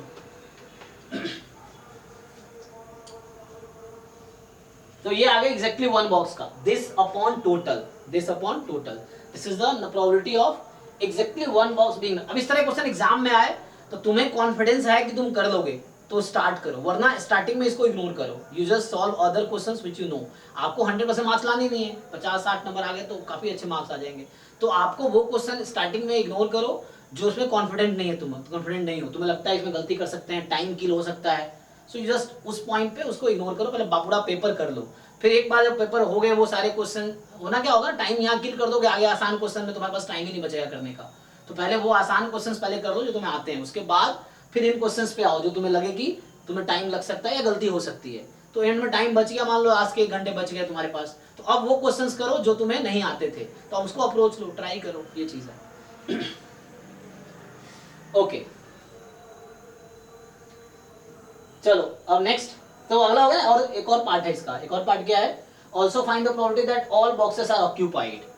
अब बोल रहा है कि ऑल बॉक्सेस आर ऑक्यूपाइड, मतलब ये हुआ, so all boxes are occupied का कॉम्प्लीमेंट क्या है, तो वो बताया था मैंने कि देखो each box has how many choices, 3 ना, तो एक खाली होगा या 2 खाली, सर एक खाली हो या 2 खाली हो या 3 खाली तो नहीं हो सकता ना, ऐसा केस तो नहीं आएगा, क्योंकि है ना बॉक्स, बॉल को बॉक्स में आना ही है, so you can not throw it out of the box actually. So ये केस तो प्रोबेबिलिटी, हाँ, so at most 2 boxes are empty, at least 2 boxes are empty, है ना, अरे यार एट मोस्ट 2, ठीक है, हाँ, मतलब एक भी एम्प्टी नहीं है, या एक है या 2 हो सकता है मैक्सिमम, तो ठीक है ना, वही तो केस था वहां पे। देखो अब एक बार ध्यान से, तो कितने केसेस होंगे इसमें, उसमें तो रिड्यूस हो जाएगा, मतलब उसमें तो ये भी आ जाएगा कि तीनों एम्प्टी, तीनों में है ना, तो एटमोस्ट 2 में सर 0 भी आ सकता है कि एक सारे एम्प्टी हो, सारे एम्प्टी नहीं हो सकते ना, तो एटमोस्ट 2 नहीं होगा इसलिए। अच्छा ओके, एक तो समझना पड़ेगा ऑक्यूपाइड या एम्प्टी, वो समझना पड़ेगा वर्ड। अच्छा यहाँ ऑक्यूपाइड वर्ड यूज किया ना, so probability that all boxes are occupied, तो ऑक्यूपाइड का मतलब है कि at least at most, sir at least at most भी नहीं सर, ऐसे सोच सकते हैं कि या तो एक हो या तो 2 उसमें हो, तो तीनों ऑक्यूपाइड नहीं रहेंगे, तो 0 वाला भी रिड्यूस हो जाएगा उसमें। तो ठीक है, तो पहले ये बताओ एग्जैक्टली 1 एम्प्टी का हमने निकाल लिया प्रोबेबिलिटी, ठीक है, ये निकाला ना, अभी निकाला एग्जैक्टली 1 एम्प्टी है, उसकी प्रोबेबिलिटी आई ना। तो टोटल में से ये हटा दो, एग्जैक्टली 2 एम्प्टी की क्या प्रोबेबिलिटी है?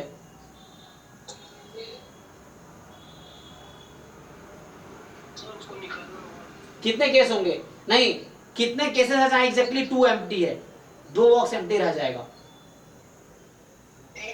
3 ही हो गए। यस, मान लो पहला दूसरा खाली है, तो एक ही चांस है कि all 5 ball add into the third box, ये पॉसिबिलिटी है। और अगर 2 3 खाली रह गया तो all are into the first box, 1 3 खाली रह गया तो all are into the second box. So means you have 3 cases in which exactly 2 boxes are empty. तो देखो आंसर हो गया, अभी आपने देखा कि एग्जैक्टली 1 इज एम्प्टी, ये प्रोबेबिलिटी आ गई ना। 2 की पावर 5 माइनस 2 इंटू 3, इसमें क्या था? एग्जैक्टली एक बॉक्स एम्प्टी था, मतलब बाकी 2 फील्ड थे। अच्छा, एग्जैक्ट अभी नंबर आ रहा है। हाँ, ये नंबर आउटकम है, वैसे ही number of outcome when 2 boxes are empty 3, ये ना। सो अभी जो आपका अपॉन प्रोबेबिलिटी लिख लो 3 की पावर 5, तो ये किसकी प्रोबेबिलिटी आई?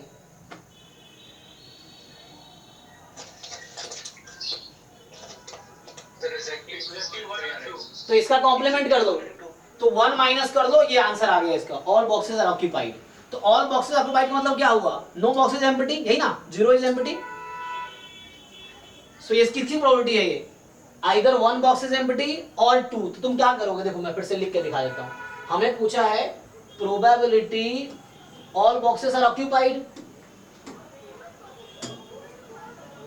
सो हमें पूछा है probability all boxes are occupied, so means 0 box is empty, right? So means 0 box is empty, fine। अब बताओ टोटल 1 माइनस क्या लिखूं मैं इसका? कॉम्प्लीमेंट बताओ मुझे, complement of this statement. No box empty लिखेंगे तो सर उसमें सर ऑल ऑक्यूपाइड की तो बात हो रहा है ना। हाँ, तो वही तो कह रहा हूं, इसका मतलब ये हुआ। अब इसकी प्रोबेबिलिटी मैं कॉम्प्लीमेंट करके लिख रहा हूं, इसका मतलब ये हुआ।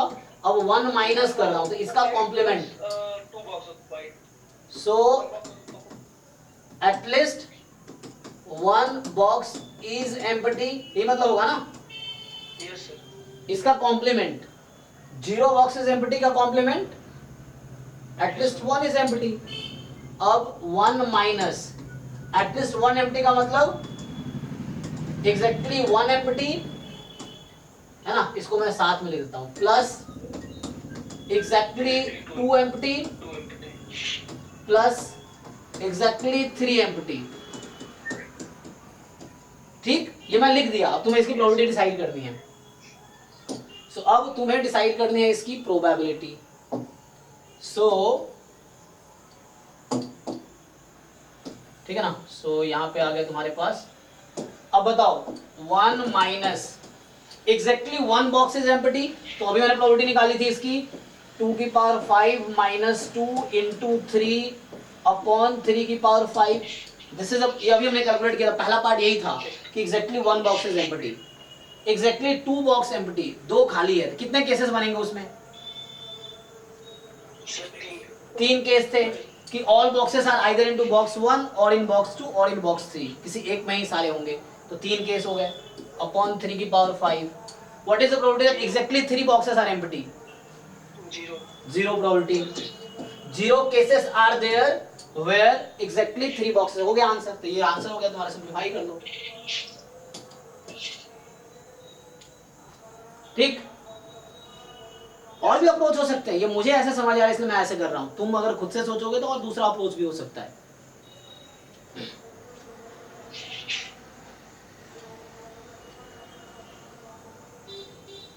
चलो आगे बढ़ते हैं। किसी को क्वेरी हो तो पूछ सकते हो क्वेश्चंस।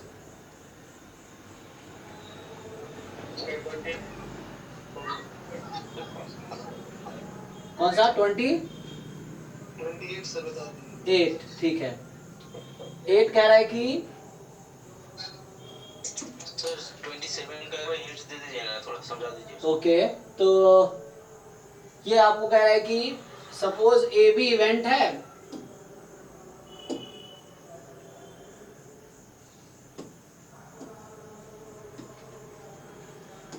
देखो फॉर्मूला ही लगाना है, इसमें कुछ है नहीं खास। तो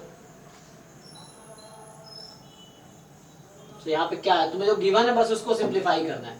देखो तुम्हें क्या क्या गिवन है, तुम्हें गिवन है ए की प्रॉपर्टी, तुम्हें गिवन है ए की प्रॉपर्टी जो है 0.5, देखना क्या क्या गिवन है पहले। बी की प्रॉपर्टी गिवन है 0.4 और तुम्हें गिवन है A intersection B complement. Formula क्या होता है इसका, P A minus P A intersection B, ये दे रखा है 0.2। चलो पी ए यूज करके यहां से आ जाएगा, ये आ गया तुम्हारे पास, कितना आ गया, ए 0.5 है तो ये आ गया 0.3। सो ये तीन इंफॉर्मेशन हमने निकाल लिया इसमें से, ठीक है। अब देखो तो ये तीनों गिवन था, अब मुझे जो फाइंड करना उस पे आते हैं। सो मुझे चाहिए B complement given A union B. So simple conditional probability का फॉर्मूला यूज करते हैं। सो आप यूज करो probability B complement intersection A union B upon probability A union B. अब आप डिनोमिनेटर की प्रोबेबिलिटी इजीली निकाल लोगे, यहां से सब पता है आपको, है ना, ठीक है। डिनोमिनेटर आ जाएगा, अब न्यूमरेटर की बात रह गई। तो न्यूमरेटर में लगाइए डिस्ट्रीब्यूटिव प्रॉपर्टी, क्या होता है ए ब्रैकेट में बी प्लस सी, तो A into B plus A into सी करते हो ना, तो वो लगाओ यहाँ पे डिस्ट्रीब्यूटिव प्रॉपर्टी। सो इसको इसके साथ, सो बी कॉम्प्लीमेंट इंटरसेक्शन ए, यहाँ क्या है यूनियन बीच में, ये बिल्कुल ऐसा समझो A into B plus C type का, तो A into B plus A into C, तो जो जहां साइन है उसको रखो वैसे।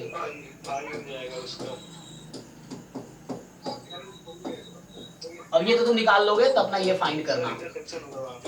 एक मिनट में कहाँ गलती कर दिया, इंटरसेक्शन ना, हाँ ठीक है ना, देख इसका इसके साथ फिर इसका उसके साथ, इसका इसके साथ फिर इसका उसके साथ, ठीक है। अब ये हो गया फाई यूनियन समथिंग, है ना, समथिंग, तो ए इंटरसेक्शन बी कॉम्प्लीमेंट ये वहां दे ही रखा है 0.2, ठीक है, तो हो गया। तो ये जो न्यूमरेटर आया ये A intersection B complement upon A union B, अब ये दोनों निकल जाएगा, ये आपको दे रखा है क्वेश्चन में 0.2 और डिनोमिनेटर यहां से निकाल लो, this plus this minus this, okay, तो आंसर आ गया 0.2 एंड दिस प्लस दिस, 9 में से 7 3 गया, है ना, एक मिनट कितना 0.6 है ना, सो 0.6, तो ये आंसर हो गया आपका, ठीक है, ओके। ये सर 1/4, अच्छा 1/4 दे दिया क्या वहां पे, यस सर, हाँ गलती कर दिया होगा, ठीक है, तो इधर उधर, चलो नेक्स्ट। सो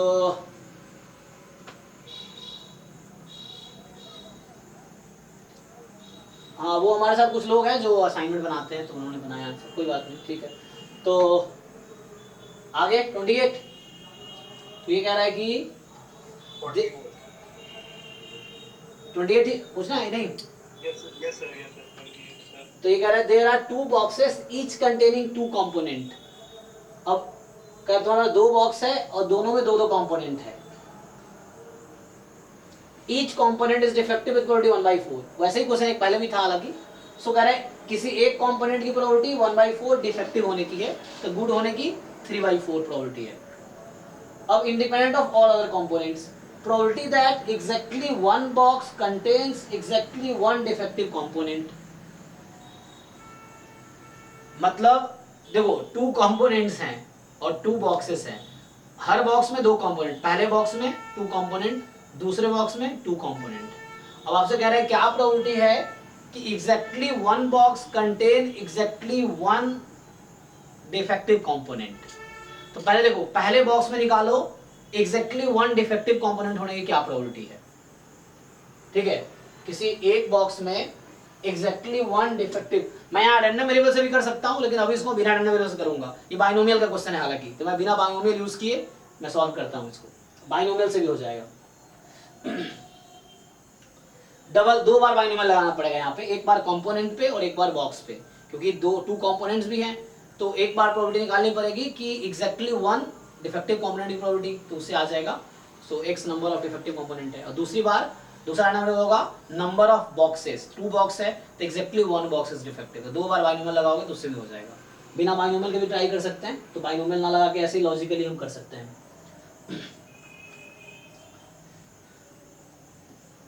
सो देखो तुम्हारे पास 2 बॉक्स है, ठीक, बॉक्स 1 बॉक्स 2। अब बताओ पहले बॉक्स में 2 कंपोनेंट है, यहाँ भी 2 कंपोनेंट है, so each box has 2 components. So बताओ पहली बार कि फर्स्ट बॉक्स में एग्जैक्टली 1 डिफेक्टिव कंपोनेंट है, एग्जैक्टली 1। इसका क्या मतलब हुआ समझो, probability exactly 1 defective component in 1 box, किसी एक बॉक्स की बात कर रहा हूं, किसी एक बॉक्स में है ना एग्जैक्टली 1 डिफेक्टिव कंपोनेंट है, एक बॉक्स की, not at this one, exactly 1 box की बात कर रहा हूं। तो एग्जैक्टली 1 डिफेक्टिव कंपोनेंट है, तो 2 कंपोनेंट है, तो एग्जैक्टली 1 डिफेक्टिव कब होगा तुम सोचो। 1/2 हाउ, कैसे? एक कंपोनेंट डिफेक्टिव होने की प्रोबेबिलिटी 1/4 है, दूसरे की भी डिफेक्टिव होने की प्रोबेबिलिटी 1/4, मतलब 2 डिफेक्टिव है। अब 2 डिफेक्टिव है, 1/4 into 3/4। हाँ अब यहाँ देखो ऐसा है कि देयर आर 2 कंपोनेंट्स, भी तो होएगा ना। हाँ मैं बता रहा हूँ, ये तो बस 2C1 से कर लो या बिना उससे भी हो जाएगा। देखो यहाँ पे कंपोनेंट का भी ऑर्डर है, मतलब फर्स्ट सेकेंड ऐसा समझो।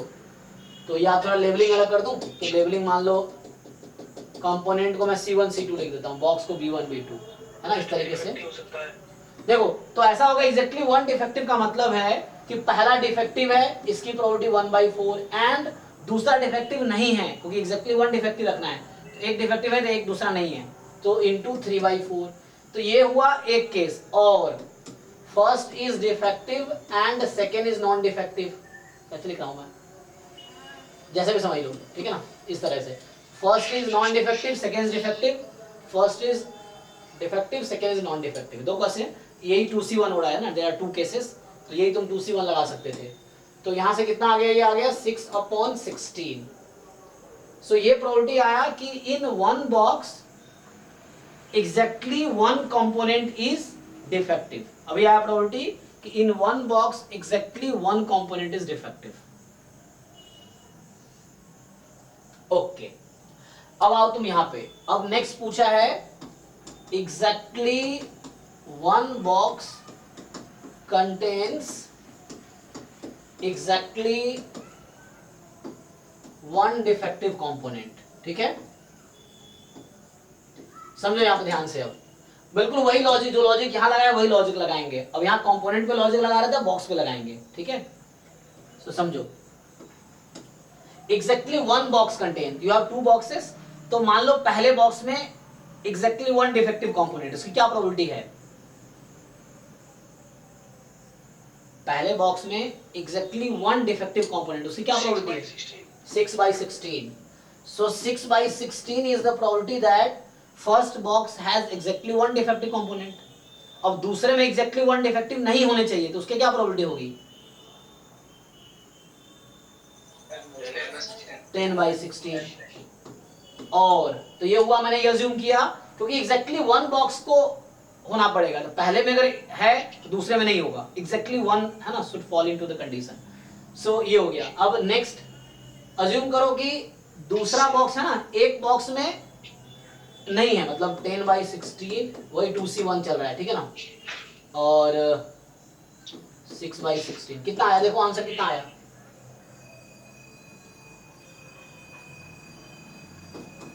120/256। सिंप्लीफाई कर लो, 15/32। 15/32। ओके, चेक करो ये आंसर सही है क्या? हाँ सर यही है। तो यहाँ लॉजिक ये है। अच्छा आपको थोड़ा सा मैं इसको एक और तरीका बताता हूँ। जैसे मान लो 2 इवेंट्स हैं, है ना, यहाँ पे मैंने ये लॉजिक यूज किया है, ENF है। जब आपसे पूछा जाता है कि एग्जैक्टली वन इवेंट अकर, तो आप क्या करते हो, वही मैंने किया एक्चुअली। मुझे बताओ इसका मतलब, exactly one event occur, two events are there E and F, I say exactly one event occurs, what is the meaning mathematically? E intersection F complement plus F intersection E complement. Yes, तो मैंने यही किया actually. आप देखोगे ध्यान से तो दो दो टर्म इसमें इसीलिए आए हैं, E into F complement, F into E complement, यहां भी ऐसे ही हुआ है, E into F complement, F into E complement. So ये लॉजिक लगाए मैंने यहाँ पे, ठीक है। So there are two events, मतलब टू कंपोनेंट्स, तो यही फॉर्मूला कंपोनेंट पे एक बार लगा दिया, यही फॉर्मूला एक बार बॉक्स पे लगा दिया, देयर आर टू बॉक्सेस।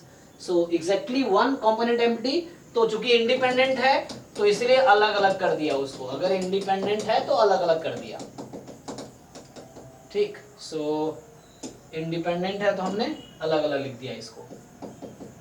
सो ऐसा किया मैंने। So first component is defective, second is non defective, और first is non defective, second is defective, like this, वैसे करके, ठीक है ना।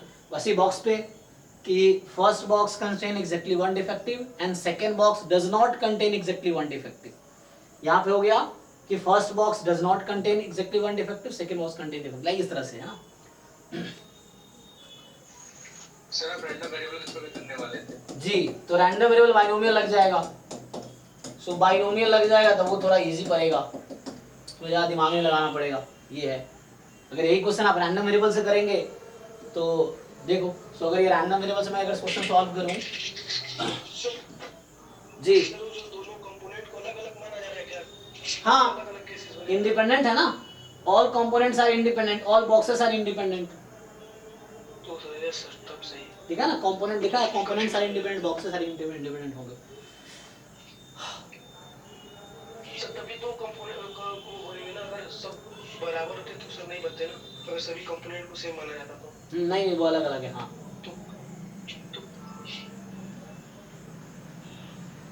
हाँ, वो अलग अलग है, तो डिफरेंट कंपोनेंट।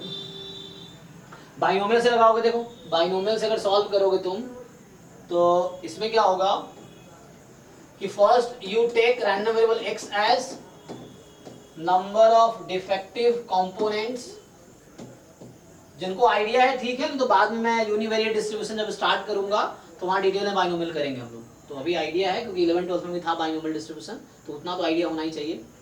सो तो 11 12 वाला कॉन्सेप्ट पे कर सकते हैं इसको, कि number of defective components in one box.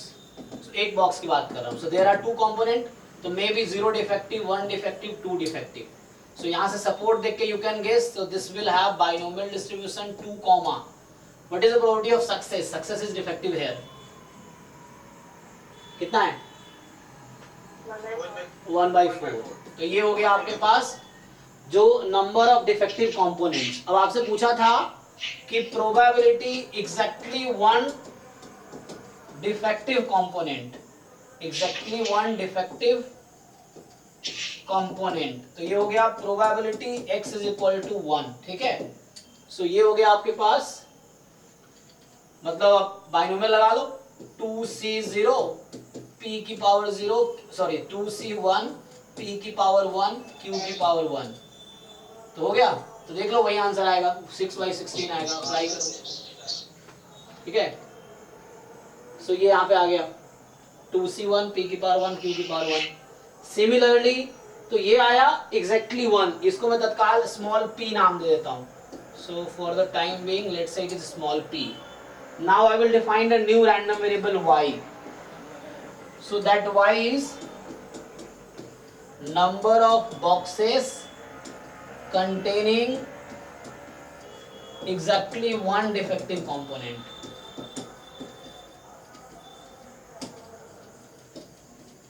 ठीक? So number of boxes containing exactly one defective components. So success is, है ना, तो यहाँ पे this is the success actually, है ना। सो नाउ अब तुम्हारे पास कितने बॉक्सेस हैं? 2 बॉक्सेस हैं। So maybe neither box has exactly one defective, one box है exactly one defective, maybe both have exactly one defective, and now they are asking you to find the probability, ठीक है।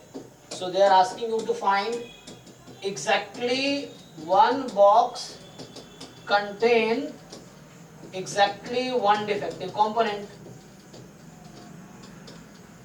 इसका मतलब बोलना चाह रहा है exactly one success की प्रोबेबिलिटी बताओ, मतलब पूछ रहा है एग्जैक्टली वन सक्सेस की प्रोबेबिलिटी बताओ, ठीक है। सो एग्जैक्टली वन सक्सेस की प्रोबेबिलिटी बताओ, इसकी प्रोबेबिलिटी पूछ रहा है। अगेन यू अप्लाई बाइनोमियल, तो y का यहाँ डिस्ट्रीब्यूशन क्या होता है actually, so y is binomial 2 comma, अब प्रोबेबिलिटी सक्सेस यहाँ पे ये है, तो small p means probability of success in each trial when you right binomial n comma p, so n is number of trials and p is the probability of success in each trial. तो यहाँ पे p होगा sir 6/16। Yes, तो 6/16। सो ये probability थी exactly one defective होने की, तो वो आ गई हमारे पास। सो अप्लाई कर लो यहाँ पे 2c1 6/16 की पावर 1 मतलब p की पावर 1 और 10/16 की पावर कितने 1, 10/16। सो हो गया, ये भी वही आंसर देगा 15/32। ठीक, तो मेथड अलग अलग हो सकते हैं, है चीजें बस समझने का तरीका अलग है एक ही किया एक ही चीज है डिफरेंट वे में, ठीक है। तो यहाँ हमने बिना उससे किया। अब किसी को ये आसान लग रहा होगा, किसी को ये आसान लग रहा होगा, जैसे तुम्हें समझ आ रहा है वैसे करो, लेकिन आसान क्या है जो तुम्हें समझ आता है ना। तो कैसे पता चलेगा तुम्हें क्या समझ आता है, जब तुम खुद से बिना बाहर के किसी हेल्प से ट्राई करोगे और सॉल्व कर पा रहे हो, तो मतलब तुम्हारे पास वो आइडिया है, तो वो तुम्हारा मेथड है। अगर तुम सॉल्यूशन देख के कर रहे हो तो तुम्हारा कोई आइडिया नहीं है।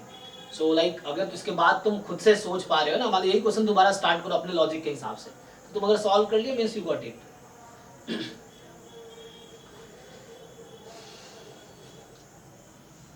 ओके, तो ऐसा हालांकि अच्छा क्वेश्चन है ये। सर इस टाइप क्वेश्चन सर किस बुक में मिलेंगे? देखो जो स्टैंडर्ड क्वेश्चंस है वो किसी बुक में नहीं मिलेंगे, क्योंकि बुक वाला वो बुक में बस बुक क्या चाहता है कि तुम्हें टॉपिक समझा दे, उस टॉपिक के जो डेफिनेशन थ्योरम लिखे हैं उस पे बेस्ट कुछ क्वेश्चन दे दो, लेवल नहीं देता एक्चुअली। तो ये सब लेवल्स के क्वेश्चन डिफरेंट एग्जाम्स में ही मिलेंगे एक्चुअली, एग्जाम्स के ही पेपर में। तुम्हारे पास कौन कौन से एग्जाम्स के पेपर हो सकते हैं, ISI के पेपर हैं, जैम के पेपर हैं, गेट के पेपर हैं, ISS के पेपर हैं, है ना, और नेट JRF के पेपर हैं। तो जितने एंट्रेंस एग्जाम है जिसमें ये क्वेश्चंस आते हैं टॉपिक, वहाँ के पेपर कलेक्ट कर लो। हम भी कोशिश कर रहे हैं, ड्राइव में बहुत सारा अपलोडेड है ऑलरेडी, ISS का अपलोड किया मैंने, अभी टॉपिक वाइज भी मैं दे रहा हूँ। तो PYQs में ही लेवल मिलेंगे, क्योंकि ये वो क्वेश्चन है जो प्रोफेसर खुद फ्रेम करते हैं, ऐसे नहीं प्रोफेसर उठाए कहीं से दे देता है, वो उस लेवल पे है कि वो एग्जाम से पहले क्वेश्चन बनाते हैं। तो ये सब किसी बुक में रेयरली मिलेगा कि ये वो क्वेश्चन है जो उस एग्जाम से पहले बनाए गए। जब एग्जाम की मान लो एग्जाम 2024 होना है, तो किसी प्रोफेसर को ये काम दे दिया गया होगा, तो पूरे साल में वो पेपर ही बनाएंगे, तो उनका काम है 60 क्वेश्चन डिफरेंट प्रोफेसर्स को काम दिया गया होगा, तो वो क्वेश्चन बनाते हैं, एक एक क्वेश्चन बनाने में 1 दिन 10 दिन महीने लगाते हैं वो लोग, है ना। तो ऐसा है कि वो क्वेश्चन खुद फ्रेम करते हैं। तो ऐसा नहीं कि हम लोग क्या करते हैं, जब कोई भी कोचिंग इंस्टीट्यूट किसी बुक से उठा लिया, एग्जाम से उठा लिया, एक जगह टाइप करा के दे दिए, तो हम लोग को कितना अफोर्ड नहीं करते ना इस तरह से। लेकिन वो लोग क्या है, क्वेश्चन नया फ्रेम करते हैं, कोई भी एंट्रेंस एग्जाम हो उसके लिए क्वेश्चंस नए बनते हैं। वो अलग बात है, कोइंसिडेंटली उनका क्वेश्चन किसी बुक का क्वेश्चन मैच कर जाता है, वो कोइंसिडेंस है, बट ऐसा उनका होता है कैसे उठाते हैं वो, तो वो क्वेश्चन नए फ्रेम किए जाते हैं,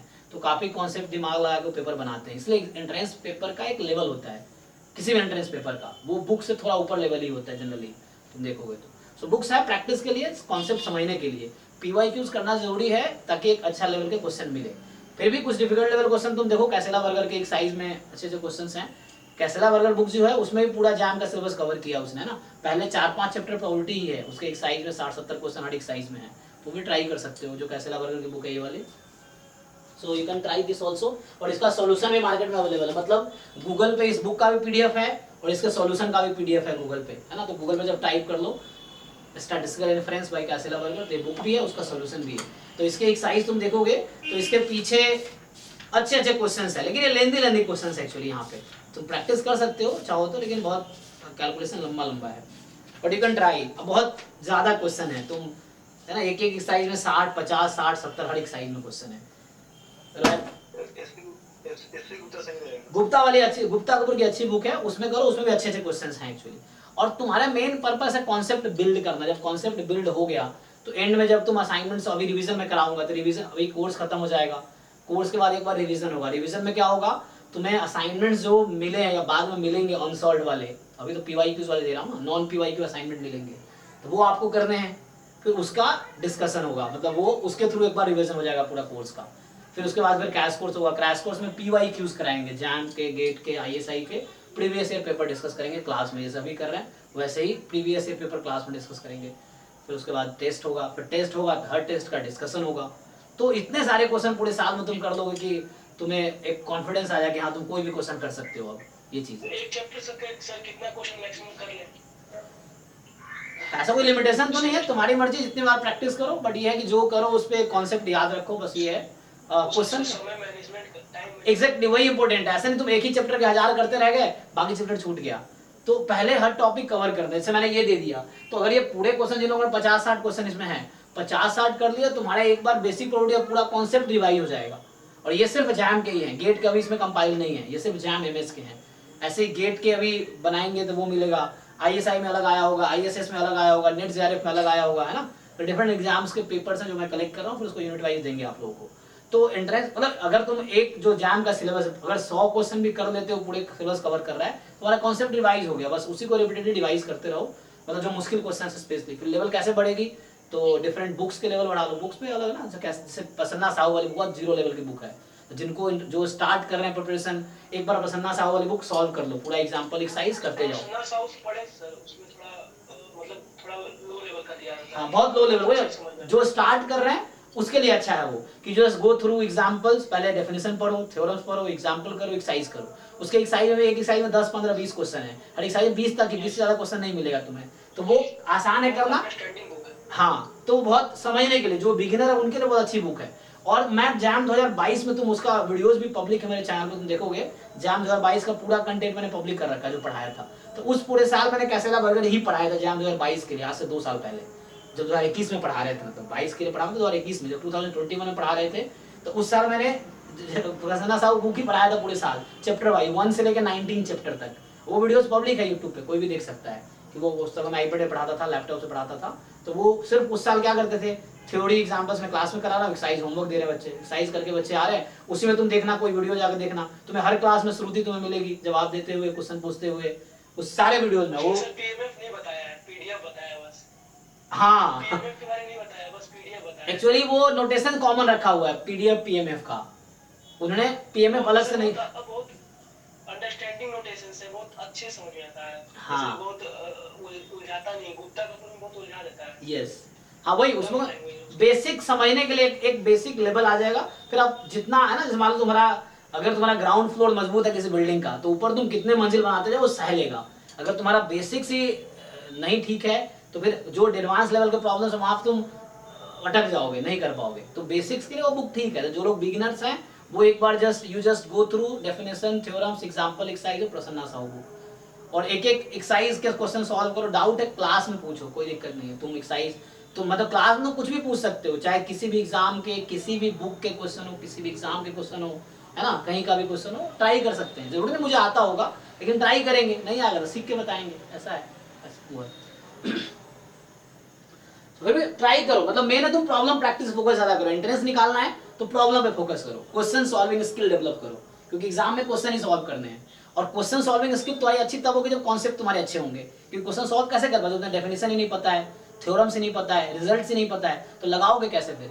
तो तब तुम जब कोई क्वेश्चन फंस रहे हो तो पूछो खुद से कि इस क्वेश्चन में ऐसा क्या है कि जो तुम्हें नहीं आ रहा है, तो उसका आंसर तुम्हें मिलेगा कि तुम्हें क्या ही है, गिवन और फाइंड करने के बीच का गैप ही तो कवर करना है। तो उसी बीच में थ्योरम और डेफिनेशंस और रिजल्ट्स हैं जो तुम्हें नहीं पता होगा, इसलिए क्वेश्चन सॉल्व नहीं हो रहा है। तो वो कैसे पता चलेगा, जब तुम क्वेश्चन करोगे, नहीं हो रहा है तो ढूंढो, खुद से पूछो या मुझसे पूछो, या मैं जब बता रहा हूँ तुम्हें समझ आ रहा हो, अच्छा तुम यहाँ गलत कर रहे थे, तो वो फिर तुम्हें दूर करनी है। तो प्रॉब्लम सॉल्विंग स्किल डेवलप करनी है एंट्रेंस निकालने के लिए, ठीक है। ओके, तो 29 जी, ये कह रहा है कि 2000 cashew nuts are mixed thoroughly in flour. तो फ्लोर मतलब आटा के साथ, तो आटा के साथ 2000 कैश्यू नट्स मतलब क्या, काजू ना, तो हाँ, तो 2000 काजू के पीसेस हैं, उसको तुमने मिक्स कर दिया फ्लोर के साथ, आटे के साथ। अब the entire mixture is divided into 1000 equal parts. अब क्या किया, पहले मिक्स कर दिया तुमने, अब उस मिक्सचर को 1000 इक्वल पार्ट में तुमने डिवाइड कर दिया। अब यहाँ बच्चा गलत इंटरप्रिटेशन ये ले सकता है, उसको लगेगा कि हर पार्ट में 2 कैश्यू नट्स है, ऐसा लग रहा होगा तुम्हें, जरूरी थोड़ी है। समझ रहे हो ना? सर रैंडमली वो डिस्ट्रीब्यूट है। हाँ, रैंडमली डिस्ट्रीब्यूटेड है। तो ईच पार्ट में हो सकता है तुम्हारे पास एक भी कैश्यू नट्स ना हो सकता है एक ही में सारे 2000 आ गए हो, ये भी हो सकता है, ठीक है? तो कुछ भी हो सकता है, मतलब ईच पार्ट तुमने क्या किया, 1000 पार्ट्स में डिवाइड किया, तो ईच पार्ट में कंटेन 0 कैश्यू नट्स और 1 और 2 और 3 और 4 और maybe all 2000 in the one part only, may be, sure नहीं, मतलब इस तरह से एक रैंडमली डिस्ट्रीब्यूटेड एक्चुअली, है ना, रैंडमली डिवाइड किया आपने, entire mixture is divided randomly into 1000 part में डिवाइड जरूर किया ना, तो वो कैश्यू नट्स रैंडमली डिस्ट्रीब्यूट होगा उसमें, ओके। अब each part is used to make one biscuit, तो तुम्हारे पास कितने बिस्किट है अब? 1000, हाँ, है ना, क्योंकि आपने पूरे मिक्सचर को 1000 पार्ट में डिवाइड किया और हर पार्ट से एक बिस्किट बनाएगा, so you have 1000 biscuits now. Assume that no cashew nuts are broken in the process, मतलब कोई भी cashew nut टूटा नहीं, मतलब वो है ना entirely उस तरह से डिवाइड हुआ। So a biscuit is picked at random, तो बताओ एक बिस्किट चूज करने की क्या प्रोबेबिलिटी है? कितने बिस्किट तुम्हारे पास है? 1000। तो एक बिस्किट, किसी एक पर्टिकुलर बिस्किट की प्रोबेबिलिटी कितनी है? 1/1000, ओके। अब पूछ रहा है कि probability that it contain no cashew nuts, अब इसमें एक भी कैश्यू नट्स नहीं है, इसकी प्रोबेबिलिटी बताओ। तो अगर मैं x ले लेता हूं, number of cashew nuts in selected क्या बिस्किट्स, ठीक है, हाँ, सो सिलेक्टेड बिस्किट हमारा सक्सेस होगा, है ना, यहाँ सिलेक्टेड बिस्किट हमारा सक्सेस होगा ना। तो बताओ x की पॉसिबल वैल्यूज क्या क्या है, किसी एक पर्टिकुलर सिलेक्टेड बिस्किट में कितने कैश्यू नट्स हो सकते हैं?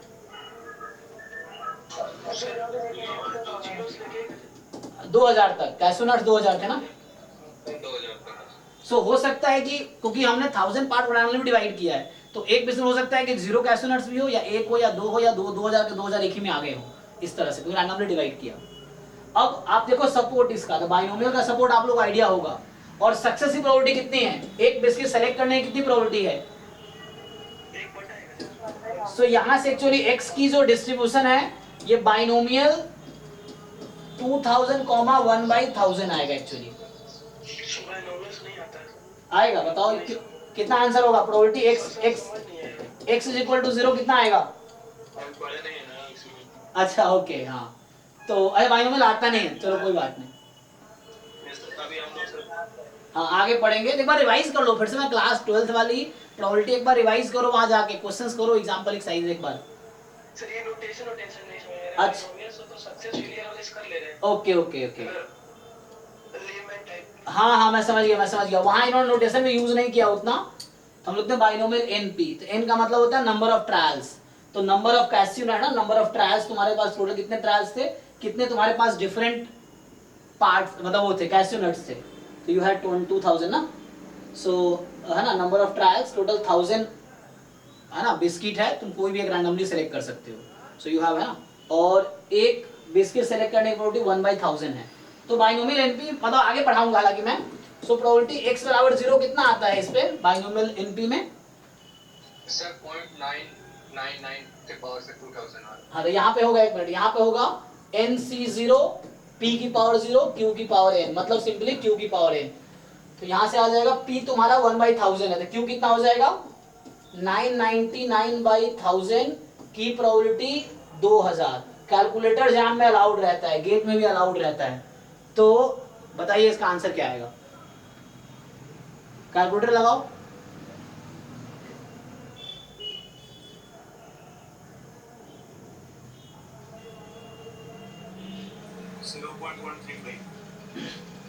जीरो 0.135।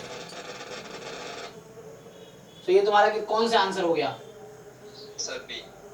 ओके, इसका एक और मेथड है, देखो एक तो ये है, अगर दूसरा तरीका ये है कि चूंकि तुमने 200 कैश्यू नट्स था, 1000 इक्वल पार्ट्स में डिवाइड किया, तो रैंडमली जरूर डिवाइड किया, बट ऑन एन एवरेज, सो अगर ऐसे कोई लॉजिकली सोचे, सो ऑन एन एवरेज क्या लगता है एक बिस्किट में कितने आएंगे, ऑन एन एवरेज बात कर रहा हूं, ठीक है ना, सो मीन नंबर ऑफ, हाँ 1 है ना, 2 आएगा ना, हाँ 1000 1000 पार्ट्स में डिवाइड किया 2000 कैश्यू नट्स को, so each part has 2 cashew nuts on an average, average बात करो, mean number of cashew nuts in one biscuit is 2।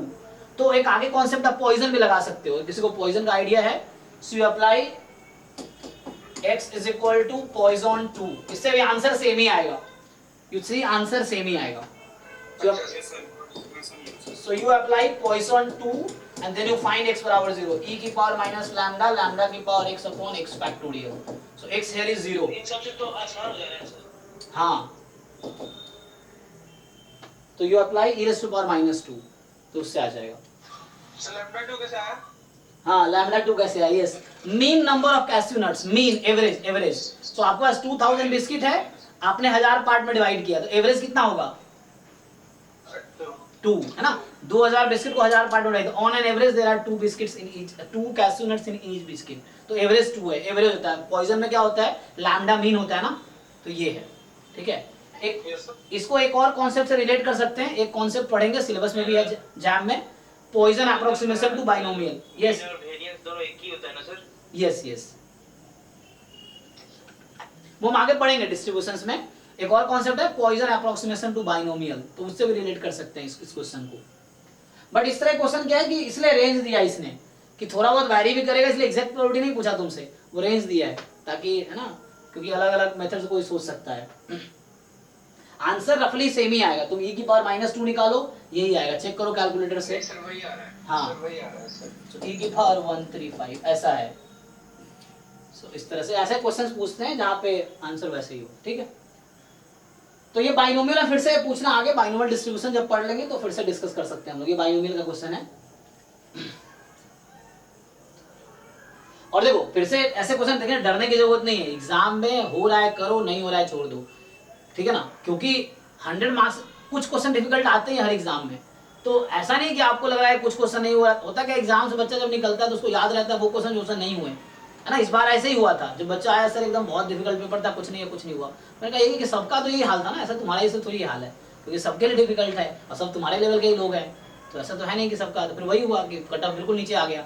2022 के जैम में 60 मार्क्स पे 3rd रैंक था श्रुति का, 2023 में 59 मार्क्स पे 1st रैंक है, ठीक है ना। तो इस तरीके से, और इवन 55 मार्क्स पे 2nd रैंक है। अमित कुमार गुप्ता सर मेरे वो सीनियर थे। हाँ, 7th 7th रैंक, हाँ, अमित और बीथल भी था ना, 51 मार्क्स। बीथल का 30 नहीं 51 नहीं होगा, ओ 51, यस, हाँ ठीक है, 51 नहीं, हाँ। यस सर, 51 सर से भैया बात किए थे, बताया थे। तो वो भी अमित था और बीथल भी था, बीथल का 13 रैंक था।